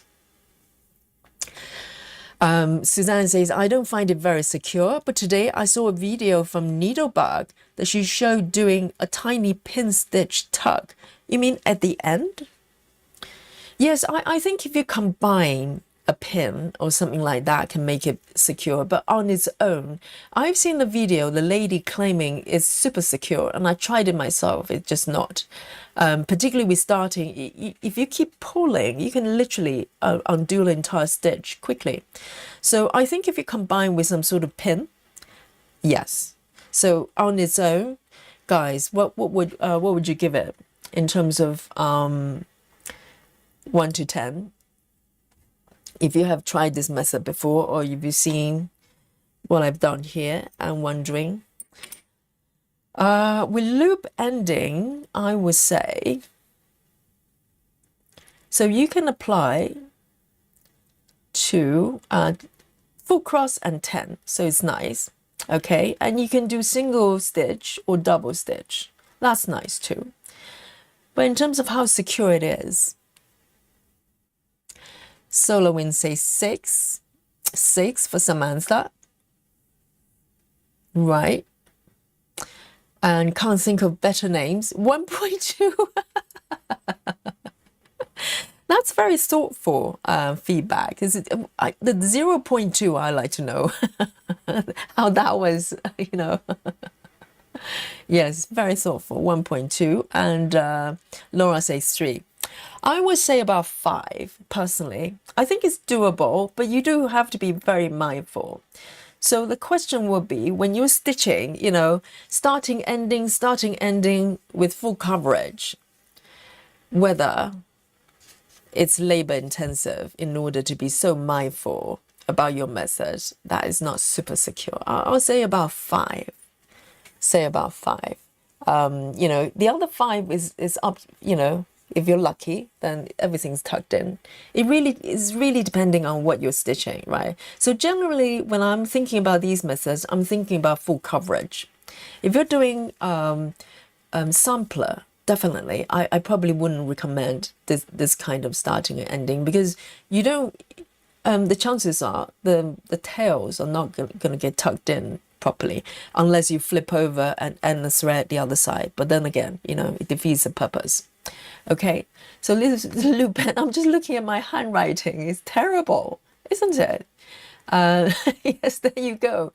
Okay, so that's a loop ending. Okay, makes sense. Very similar to the way it starts. And then the next, I'm going to show you what I call a tuck-in. So this is definitely my favorite way. So my favorite way to start, other than a real loop, is that just stitch method I showed you earlier, right? But for ending, this is a great, really complementary to just start method. It's what I call tuck-in. I don't know whether there are other names as well, and I didn't invent this stitch, okay? I learned it for someone, but I cannot remember where I learned it from. Probably multiple people. Probably I watched multiple people doing it. So it's literally tucking in the thread. So let me show you. It's super simple. And this is mostly what I do with full cross. So let me zoom in here. So for a tuck-in, I'm going to, and the great thing about this method is I don't need to think about when I'm going to end my stitches. I can literally just stitch and stitch and stitch and go, oh, I'm going to end here. And I can apply that anywhere. So let me just thread my needle. And you can do it with single strand, double strand, doesn't matter. It's not workable with tent, okay? So this is full cross only method. And with 10 stitches, I'll do, maybe Nikki's method, buckle up, okay? And now officially it's called buckle up or boomerang. But for full cross, if you're doing full cross, this is what I do. So let's say I stitch it, I decide this stitch is going to be my last one, or even not. Even though I'm just stitching mindlessly most of the time, very slowly, okay? And you've seen me stitching. And I go, well, okay, I think I'm going to end here. So I just done that stitch and go, well, I want to end here. So what I do is, the 2 ways you can do it. You can apply the tuck-in at the end stitch. That's one way of doing it. Okay, so I'm going to show you how to do that first, but I'll show you the better practice, okay? So technically, if this is your end stitch, you could I just finished the second leg. I can come up again. Normally I come up from bottom right. It makes sense to me. I literally just wrap my thread around of the second leg, come up from the bottom right again, okay? And all I do is it's not even a full pin. It's a single, if a pin is you go down and come up, what I do is I insert my needle here. Can you see that? And I just aim for that cross, the center, and push my needle down. And then pull my thread under. That's it. That's done. And then normally I just take my thread away somewhere and then snip it off. So I leave a little tail there. And that's it. That's the tuck-in. All right, so that's the method. But I will show you the better practice, what I actually apply to my work. So let's say if I keep stitching, if I bring the thread down, okay, and just do a couple of stitches here. Let me just do one more stitch, okay. And then at this point, let me just finish this one and go, well, I want to end my thread, okay. So the last, what I just showed you earlier on was I came up from the end stitch and come up. But normally what I'm trying to do is to move away a few stitches and find an existing stitch that's already there. So a couple of things to consider. One is the distance of the stitch. If it's too far away, you have to think about, do I want to take my thread all the way there? But very often with full coverage, you probably have, you know, a few stitches around, scattering around. You can just pick a victim, okay, potential victim, and you can just go over there. So in this case, I'm gonna just, let's say if I have a stitch over here, let's say this is my end stitch. Okay, this is probably a better example. So this is my last stitch. So I can do my tuck-in right here, but this spot is better for me because I can create a little tail. I'll do my tuck-in here instead of on the stitch itself. So it's more secure, just in case the tuck-in's pin stitch that I created is not, fully secure for whatever reason. The chances are all the stitches in the surrounding area will tuck in the thread under. So that's consideration number one. You want to move away a few stitches if you can, but also you want to pick the stitches, they're similar in colors. Okay, so having said that, there are occasions when I'm desperate, I might go to a black stitch and try to do a tuck-in. That has happened. I try to hide it, okay? But if you can pick the stitches, they're similar in color. So in this case, my end stitch is here, but I've got stitches over there. I can just pick any of the stitches, doesn't matter which one. I come up from the bottom right and just apply the tuck-in through the center and push it down. And that, literally just give it a tuck. You might be able to see a little bit because I'm clumsy, but if you're really clever, you might be able to hide it. Sometimes, I manage. But if the colors are very similar, you cannot tell. And then you just come away, a couple of stitches, wherever, and then snip it off. And this is what I do. This is a method, literally, what I do for pretty much all my full cross pieces. Okay, so that's tuck-in. Any question regarding this one? So this is tuck-in ending, okay? Let me see if I can. This is tuck-in.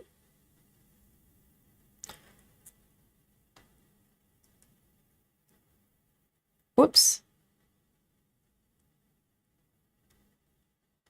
So I don't know whether there are different names, but I just, this is what I call it, tuck in.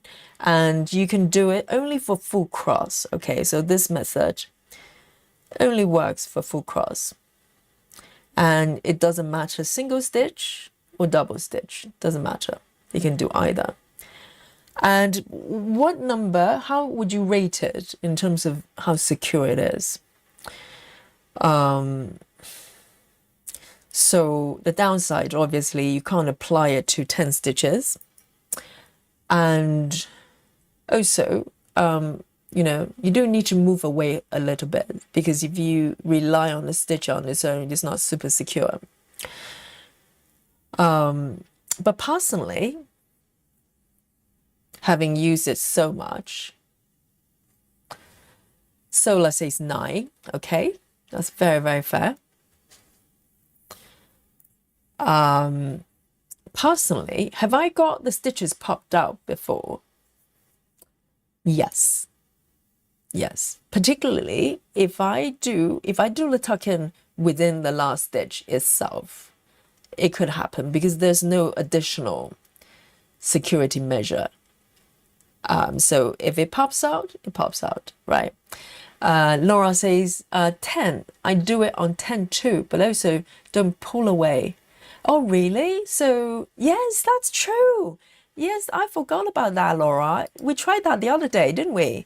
Yes. So what Laura does, she applies this with a 10 as well. Why don't we do that? Yes, I forgot about that. Yes, because I tried it. And then there came the variation from Nikki as well. Let me just show you here quickly. Beautiful. So what Laura did, we learned this online from during our stream from Laura. Okay, so what Laura does is, why don't I start here with my favorite just stitch. Okay, let me just do this. So I think Laura did it. Hang on.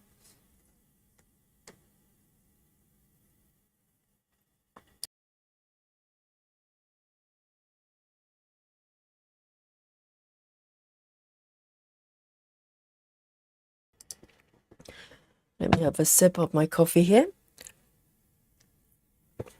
The throat was getting a little bit ticklish. Yes, so where was I? So let me just do a quick start here.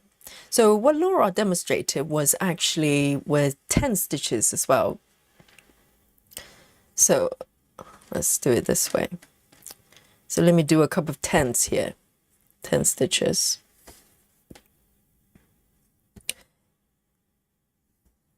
And okay, so what Laura does as well, let me see if I can recall. So with boomerang, if you remember that I just demonstrated, in order to end, I come up from the bottom right, okay? And with Nikki's method, buckle up, I come through the middle, so I need to leave a big loop here. So Nikki's method, just a quick reminder, I come through the middle, through the pin. Okay, so these are variations that you can choose which one that works for you, that's secure enough that you're happy with. So that's buckle up. With Laura's method, you complete the tent, right, Laura? Correct me if it's not correct. But you bring the thread back from the starting point. Pull it up.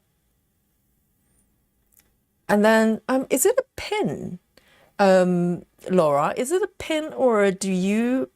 I think what Laura did was, is it some pin somewhere? I'm trying to remember. I think it's a pin, right?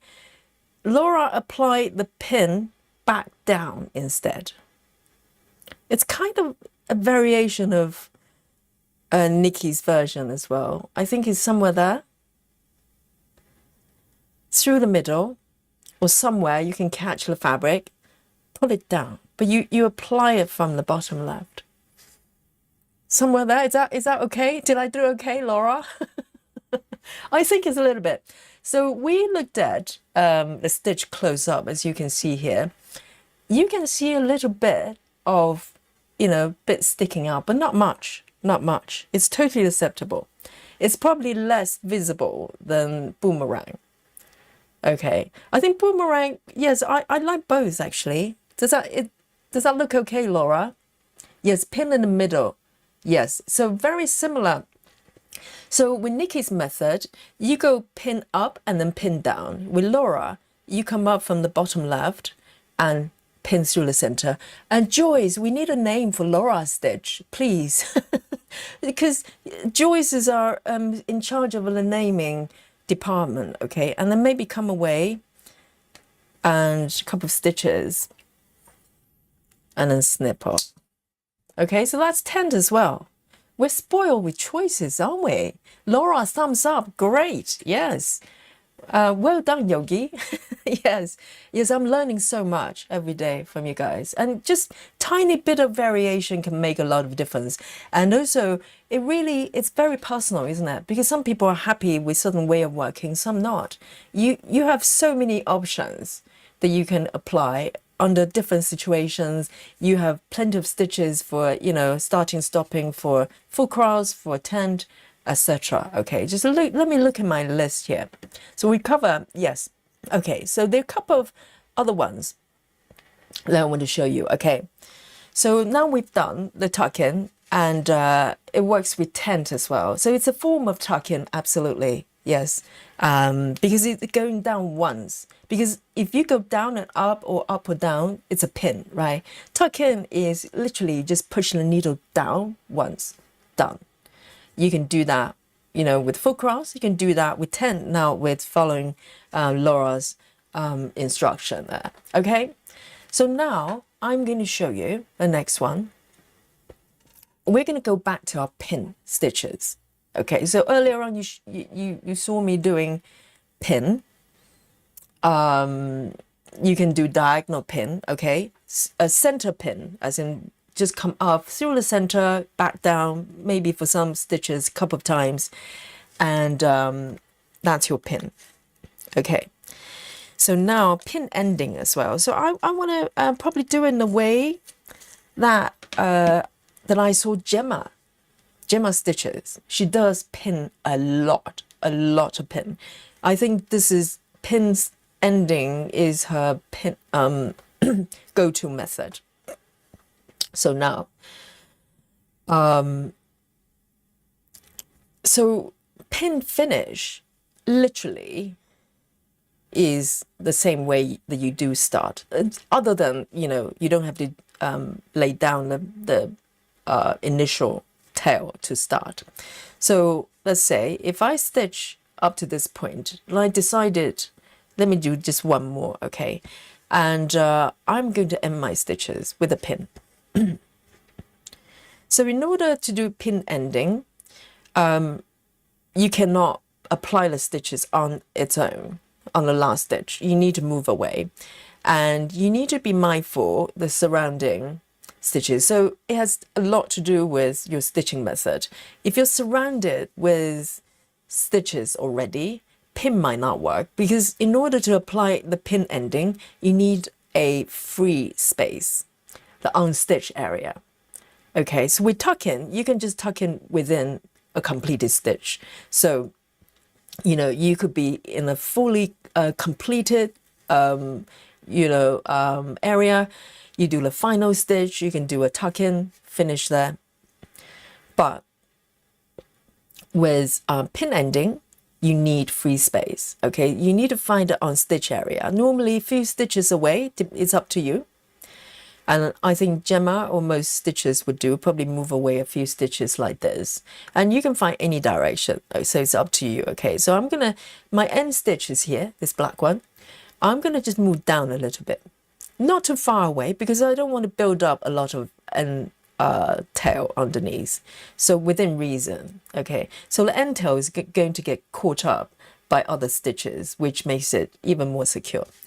So once you find a free space, you pierce the needle through the center if you can, okay? It gets trickier the smaller stitches you do, All right. So you bring the needle up and then push it back down, but not in the identical location. So you need to find the threads, even just one thread, as long as you can catch the fabric, that's enough. So that's, you push the needle back down. So very similar to the starting, okay? So you can see there's a little dot there. That's my pin. And every stitcher seems to do it differently. What Gemma does, so I've seen people literally come up from the same spot and do another pin, so double pin to make it super secure, right? You could, okay? So let me do that to show you. So you could just come up from the same spot and come down again. So now this little pin is a little bit more prominent, but still manageable. But then again, this is 14 counts, okay? But what Gemma does is she would do a pin ending, and then she would move away a couple of stitches and do another one. So she's very security conscious when it comes to ending. She would move away and do another pin ending as well. My pins are so ugly, so look away, look away. So this is what happens when I do it, okay? So it gets botched and it gets really ugly. But even if you could do it beautifully, you can still see a little bit peeking out, right? You know there's a pin there. So if you do it this way, it's super secure, but it's labor intensive. You have to do it twice. Doesn't matter, you know, you apply to the same pin twice or you do two different ones. And so the reason that I don't like it, even though it's quite secure, is you can see what's happening to the fabric here. You know, if you're like me, clumsy, then, oh, Joyce says, Yogi, don't we need a name for Laura's finish? Tuck in especially to secure the 10. What? Okay, here we go. We have a name, for Laura's method. Joyce says, Laura's version, okay? Laura's version, a tuck in, especially to secure that tent peg. Round of applause. Oh, Joyce. Yes, it's like, you know, it's like a treasure trove. That little brain, not little brain, big brain of Joyce's, it just never stops, never stops. Yes, now we have a tent peg because it's a tent specific, right? So with the cross, it's tuck in, okay? And with Laura's version, it's tent specific. And it's a tent peg. And it's very secure, very secure. Laura, do you like it? If so, thumbs up. Give me some dolly. Give me some dolly. Yes. All right. Yes. And so double pin. So pin stitches. Very good. Very good. And so the only downside for me is probably the cosmetic. I don't like the look of pin. That's my problem. Even though it's kind of, you know, quite easy to do relatively. So it's the look. And also, for me anyway, okay, the way I pin stitch, when it gets down to, or gets up to about 22 counts, I do find the fabric start to distort. Depending on how many pins you do. If you do double pin, it's going to be everywhere. If you look at Gemma's fabric, you can see little pimples everywhere, but she's stitching 14 counts like this. Okay, so, and she doesn't mind it. For me, visually, it bothers me. I don't like it. I don't like the pimples. Yes, Dolly approves. Dolly approves. And also with 25 count and upwards, literally it's harder to do. And also the fabrics, the threads, you can see the threads start to get bulky and distorted. And I don't like it. So it's a very personal thing. But the option is that you could do a pin like this. It's relatively easy. Okay.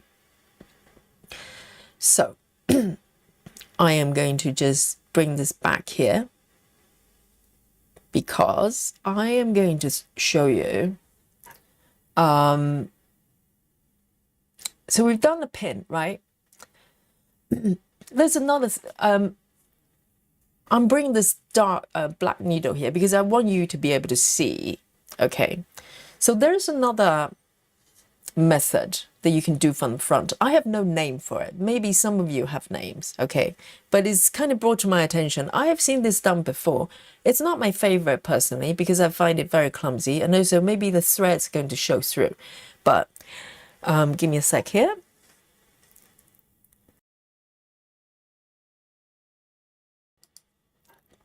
This method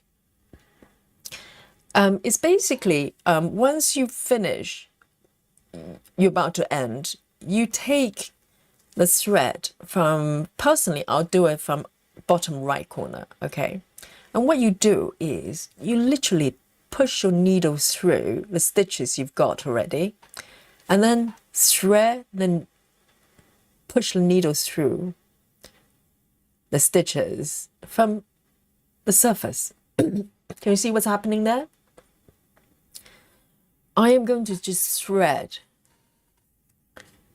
my end thread from the surface under the full crosses. So I presume it probably doesn't work that well for 10 stitches.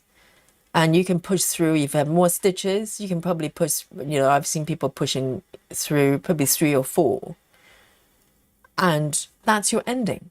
So I deliberately chose the black thread so you can see what's happening underneath. And I can try it with the black thread. See if you can notice it, right? It's a it will make the stitches fuller. So it really depends. You can tell me if it's noticeable. You can do it horizontally as well. So I'm going to try that. Okay, I'm going to pull this black thread from the top, and I'll try to thread the needle through. So you can imagine logistically, if you're stitching 25 counts, this is not really a practical way of doing it. But I think I've seen this done for 14 counts. And it's quite labor intensive as well. You could catch the fabric as well, which I kind of don't want to. So I've thread that through, right? And then I'm going to pull it across and then bring it back down. And you told me if you can notice the difference between these stitches versus the other black ones. So these are the regular ones. So it's a little bit darker. But it's doable for larger stitches. 25 count, I probably will not even go there.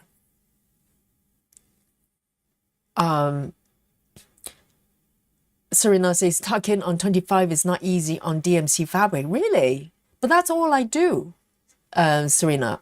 25 count, I do it on 28 count as well. And yes, it probably requires a little bit of practice to find that middle bit. But all you need to push the needle down, so so you're not going to struggle. But I do it on all fabric count actually. Okay, so this is one way of doing it as well. You can literally thread through. I have no names for it, so maybe someone, maybe Joyce can spontaneously provide a new name for this method. Maybe it's a sort of existing method. I've seen people doing this. You can thread through. I don't really like it because it's fiddly. Okay, and of course, Joyce earlier on mentioned this stitch I'm going to show you. Okay, and this one is called. Let me write it down so you can see, because it's literally a channel name. All right. Let me show you.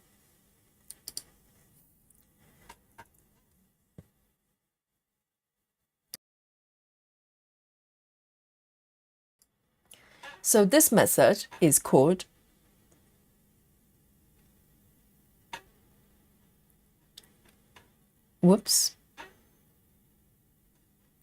Joyce has mentioned earlier on, May 51 as, if I remember correctly. That's what it's called. And it's literally by the lady whose channel name is May 51 as. Correct? I think that, I don't know whether she changed her channel name or not. So I'm going to show you how she does it. It's when I first saw it, I kept watching because she does stitching with me type of video. And I noticed she was doing this stitch and I couldn't believe it. I've never seen anything like that. So I'm going to show you, okay? Let me just pick this one here. Let me just pick a thread. So this one, I think only will work for full crosses. All right, so let me pick this black thread here to show you.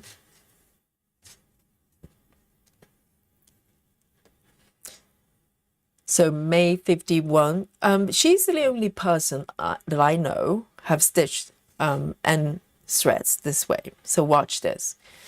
So let me just come away a little bit so you can, doesn't get jammed. Let me do one more stitch here. And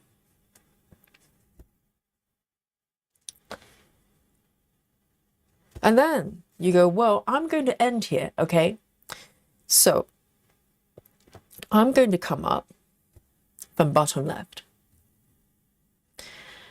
And, and insert my needle to the upper right as if I'm going to complete the first leg. So this is one of those ending methods. You do need to know you're about to end, okay? You can't do the final stitch and try to apply it. It doesn't work.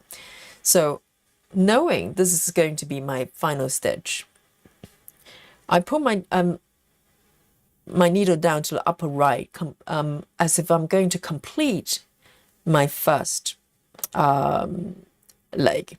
And then I'm coming up from bottom right, a little bit like boomerang, okay? Little bit my boomerang, like boomerang, but not the same. So there's a little big hoop loop over here.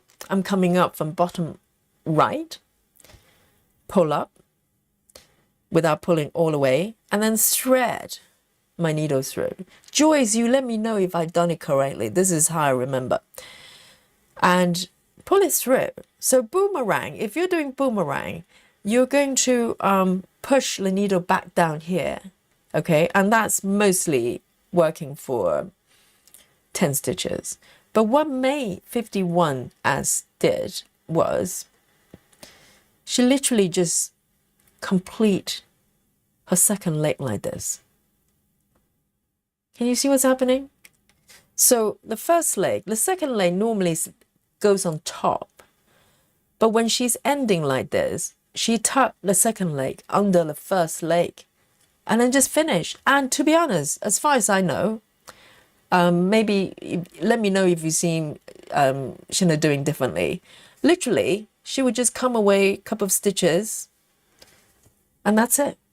That's the end of it. Can you see what's happening there? So let me do it again with a red thread. Maybe it will be more noticeable what's happening here. So let me pull this one.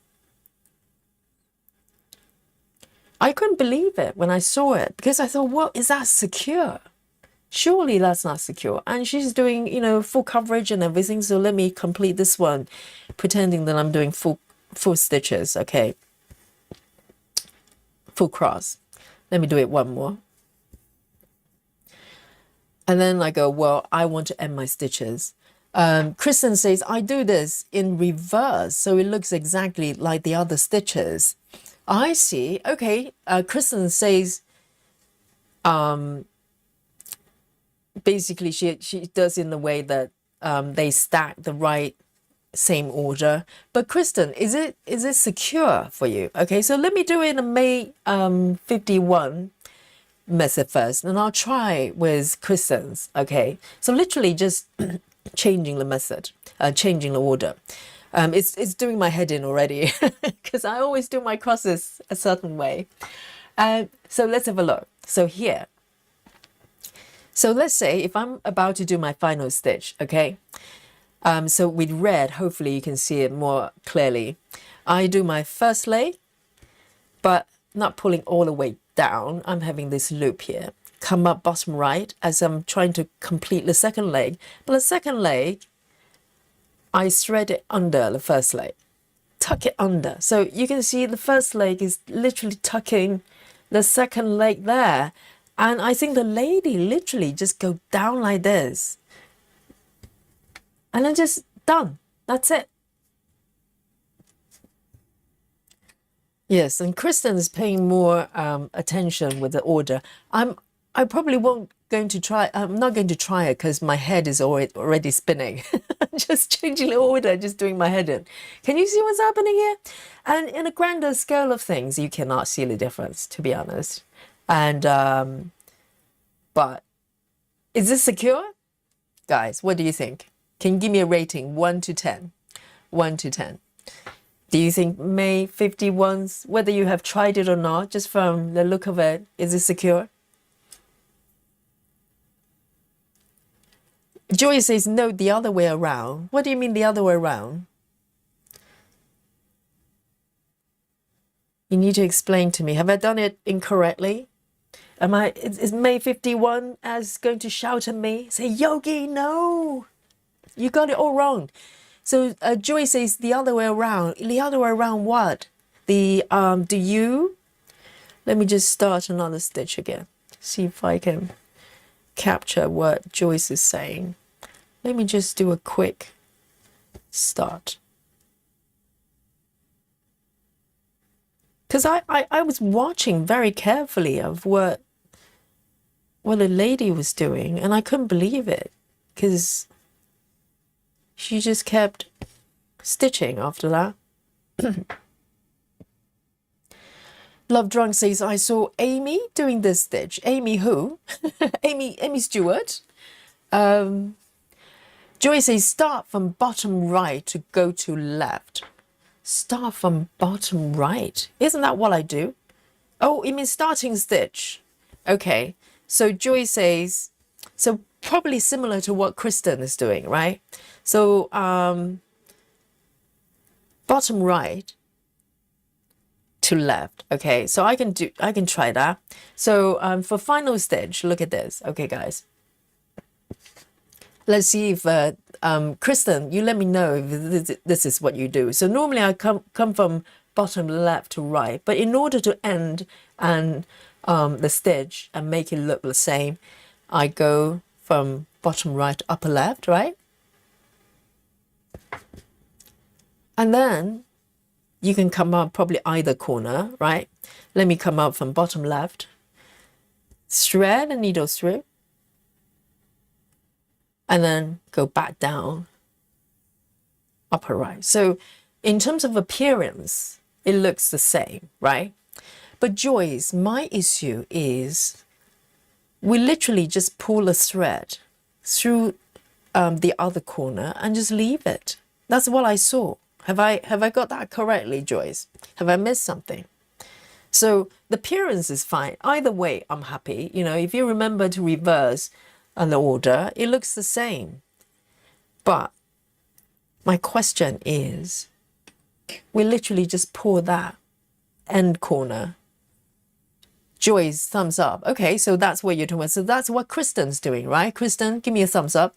And but from 1 to 10, guys, how would you rate it in terms of you know, how secure the stitches?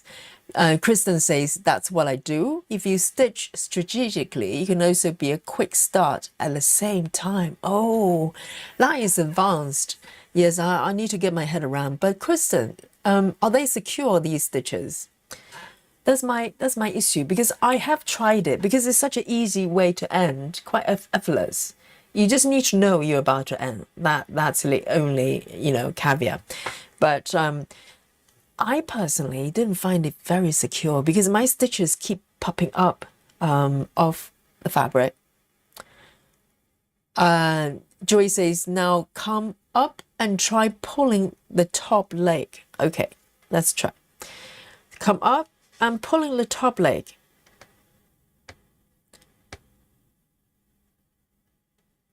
Okay, it's not too bad. Oh, that's true. I'm surprised. Okay. So now I'm tucking the top leg, okay? It's not bad actually, Joyce. Is that because I'm doing the reverse way? Does it make a difference? Because it doesn't come off actually. A little bit, it loosens, but it doesn't come all the way off. I wonder why that is, because literally we're just, because the top leg was done first. Right, because if I pull the bottom leg, literally everything's going to come off. Okay, I get it. Yes, I think the order of the stitches does make a difference, because if... Oh, my head is spinning. You know, I'm a yoga teacher, but I can't mirror. So this is like mirroring. I'm one of those teachers that cannot mirror. So I do everything, you know, following the actual side that I cue my students to do. So, okay, so it's not bad. Okay, guys, maybe the rating needs to be a little bit higher, because when I tease the top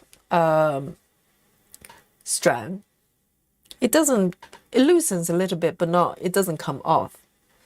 So perhaps doing it in a reverse order is the key, isn't it? Wouldn't you say? I think Joyce is correct. And Joyce has been calling it reverse stitching. No, reverse stitching is reverse stitching is me reversing stitches. Do not steal it away from me. Yes, okay, you can call it reverse stitching, but this is May 51S method, okay? Let me show you how it's written. So this is her channel name, So this stitch, I would say I will only apply it to full cross. Okay, I will only do it full cross. 10 stitches is not really an option, because you need the other leg to tuck it down. So it's a full cross method. And in terms of the rating, guys, okay, now I kind of need to revise that a little bit. I would say about 7 to 8. Wouldn't you say? Is that fair? I would say 7, really. 7. I think 7 is fair, because it could still pop out ish. I don't know, I just don't trust it very much. Maybe I should, but the downside for this stitch, or any ending stitches that requires you need to know you're about to finish, that's less convenient. Okay, so so that's the only reason I'm gonna mark it sort of, you know, not going to give it the highest rating, but it seems to be more secure than I thought. Maybe I just didn't do it correctly. Maybe switching the order is the key. But I was watching the lady for, you know, very slowly. And, oh, Kristen says 9. Okay. I might give it a go, actually, and apply it to my actual stitching to see how it goes.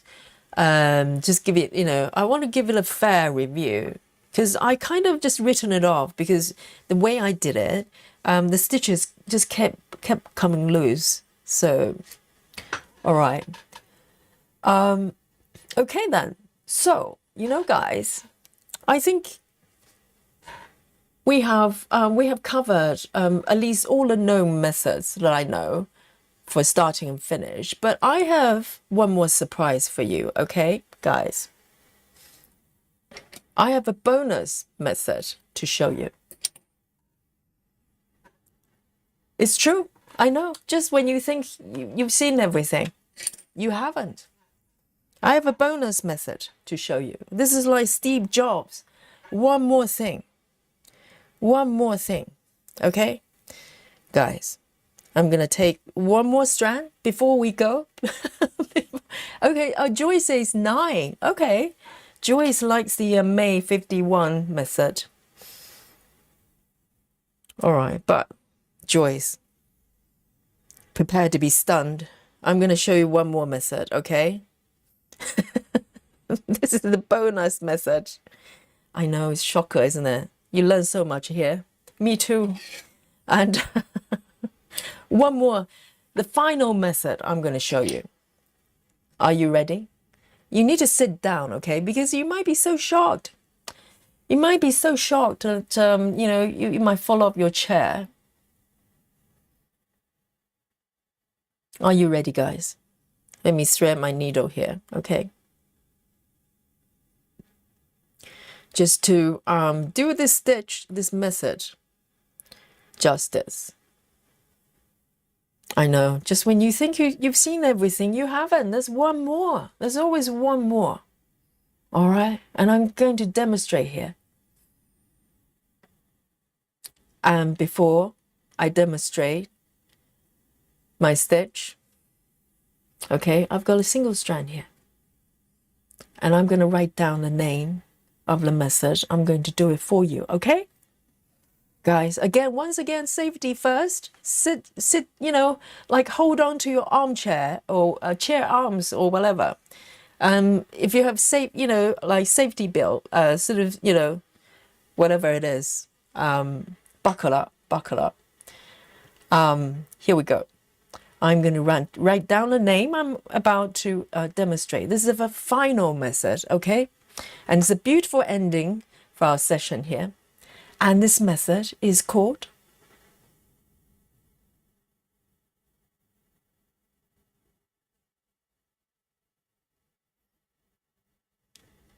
there. Dun, dun, dun. Yes, indeed.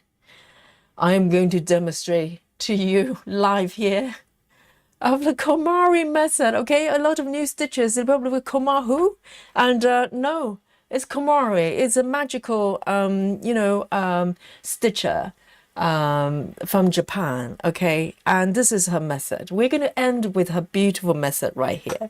All right, guys, are you ready? So here we go. Let me zoom in, good and proper, okay? Chris says, I'm not ready for the Kumari message. Well, you have no choice. It's coming. Okay, guys, here we go. Take your single strand. She stitches with single strand, so I want to honor that. Okay, single strand.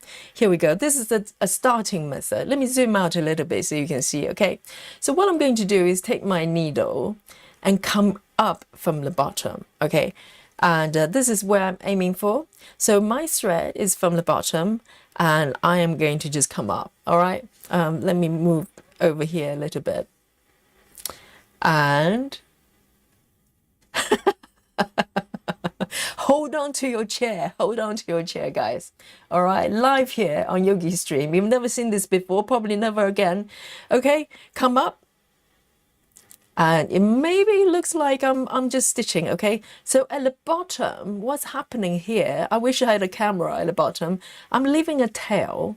We're not talking like really short. We're talking about this long, okay? As long as you want, the longer the better, all right? So that's the thing. And then I'm going to come down and maybe keep that tail tucked in a little bit with the other hand, okay? Do the first leg, complete it, okay, 50%. And then we're going to come up. Guys, are you ready? Are you ready? Are you ready? The once in a lifetime demonstration, okay? From anyone else other than Kumari herself.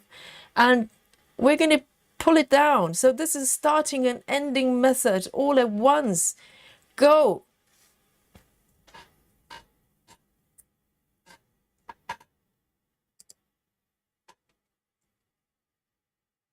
Guys, how was that for you?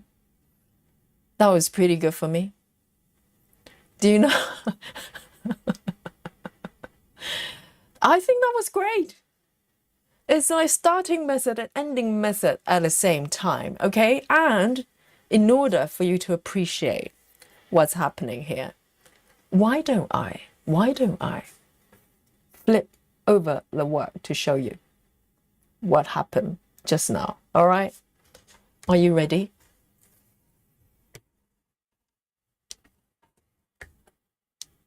That's it. That's my starting bit and ending bit, and that's it. And you might go, Yogi, what's next? What happens next? Nothing. That's it. Maybe I cut a little bit like that. Sometimes maybe she doesn't even do that. That's it. Starting tail, ending tail. Done. Was that good? Yes, I've been practicing. All right. That's it. So beautiful ending with the Kumari method. Any questions? I probably not. Probably not. And speechless. Yes, it's not silence with Oh yes, I need a whole pencil. I forgot about that. Yes.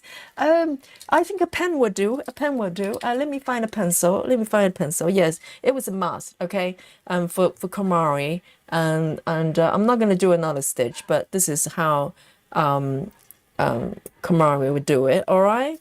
Yes, you need to hold a pencil for no particular purposes. Even if you're doing digital patterns, you just hold a pencil, because it looks good, and start stitching like this. All right. And you can do it one more time. Why don't I demonstrate one more time? Yes. And I need to hold my pencil. You need to hold on my pencil with my dear life until it becomes part of my body and I lose my thread because I'm not Kumari. Never mind. So this is how you do it. You need to hold a pencil, okay? It's a necessity. There you go. If you're doing Kumari impression, that's how you do it. So there, guys. I think I've run through all the methods that I know in my lifetime. And this is what we've got here, okay? So hopefully that helps. And, starting and ending method is evolution I learned, because every time I think I know everything, someone somewhere comes up with something. And that's really remarkable, as we learn here. And even minor variation makes a lot of difference. And you can pick and choose what works for you. And we're all different, and depends on the project as well. So it's great to have all these tools in your repertoire, right? So you can play around. And just, keep the mind open and just keep trying. And, up to this point, I was pretty much written off the May 51 method. But now I've learned, that I maybe didn't do it correctly, and now I can. So maybe I'll give it another go. So guys, now is 8:30, okay, UK time. And of course, we have our Amy Sao. We're going to get together.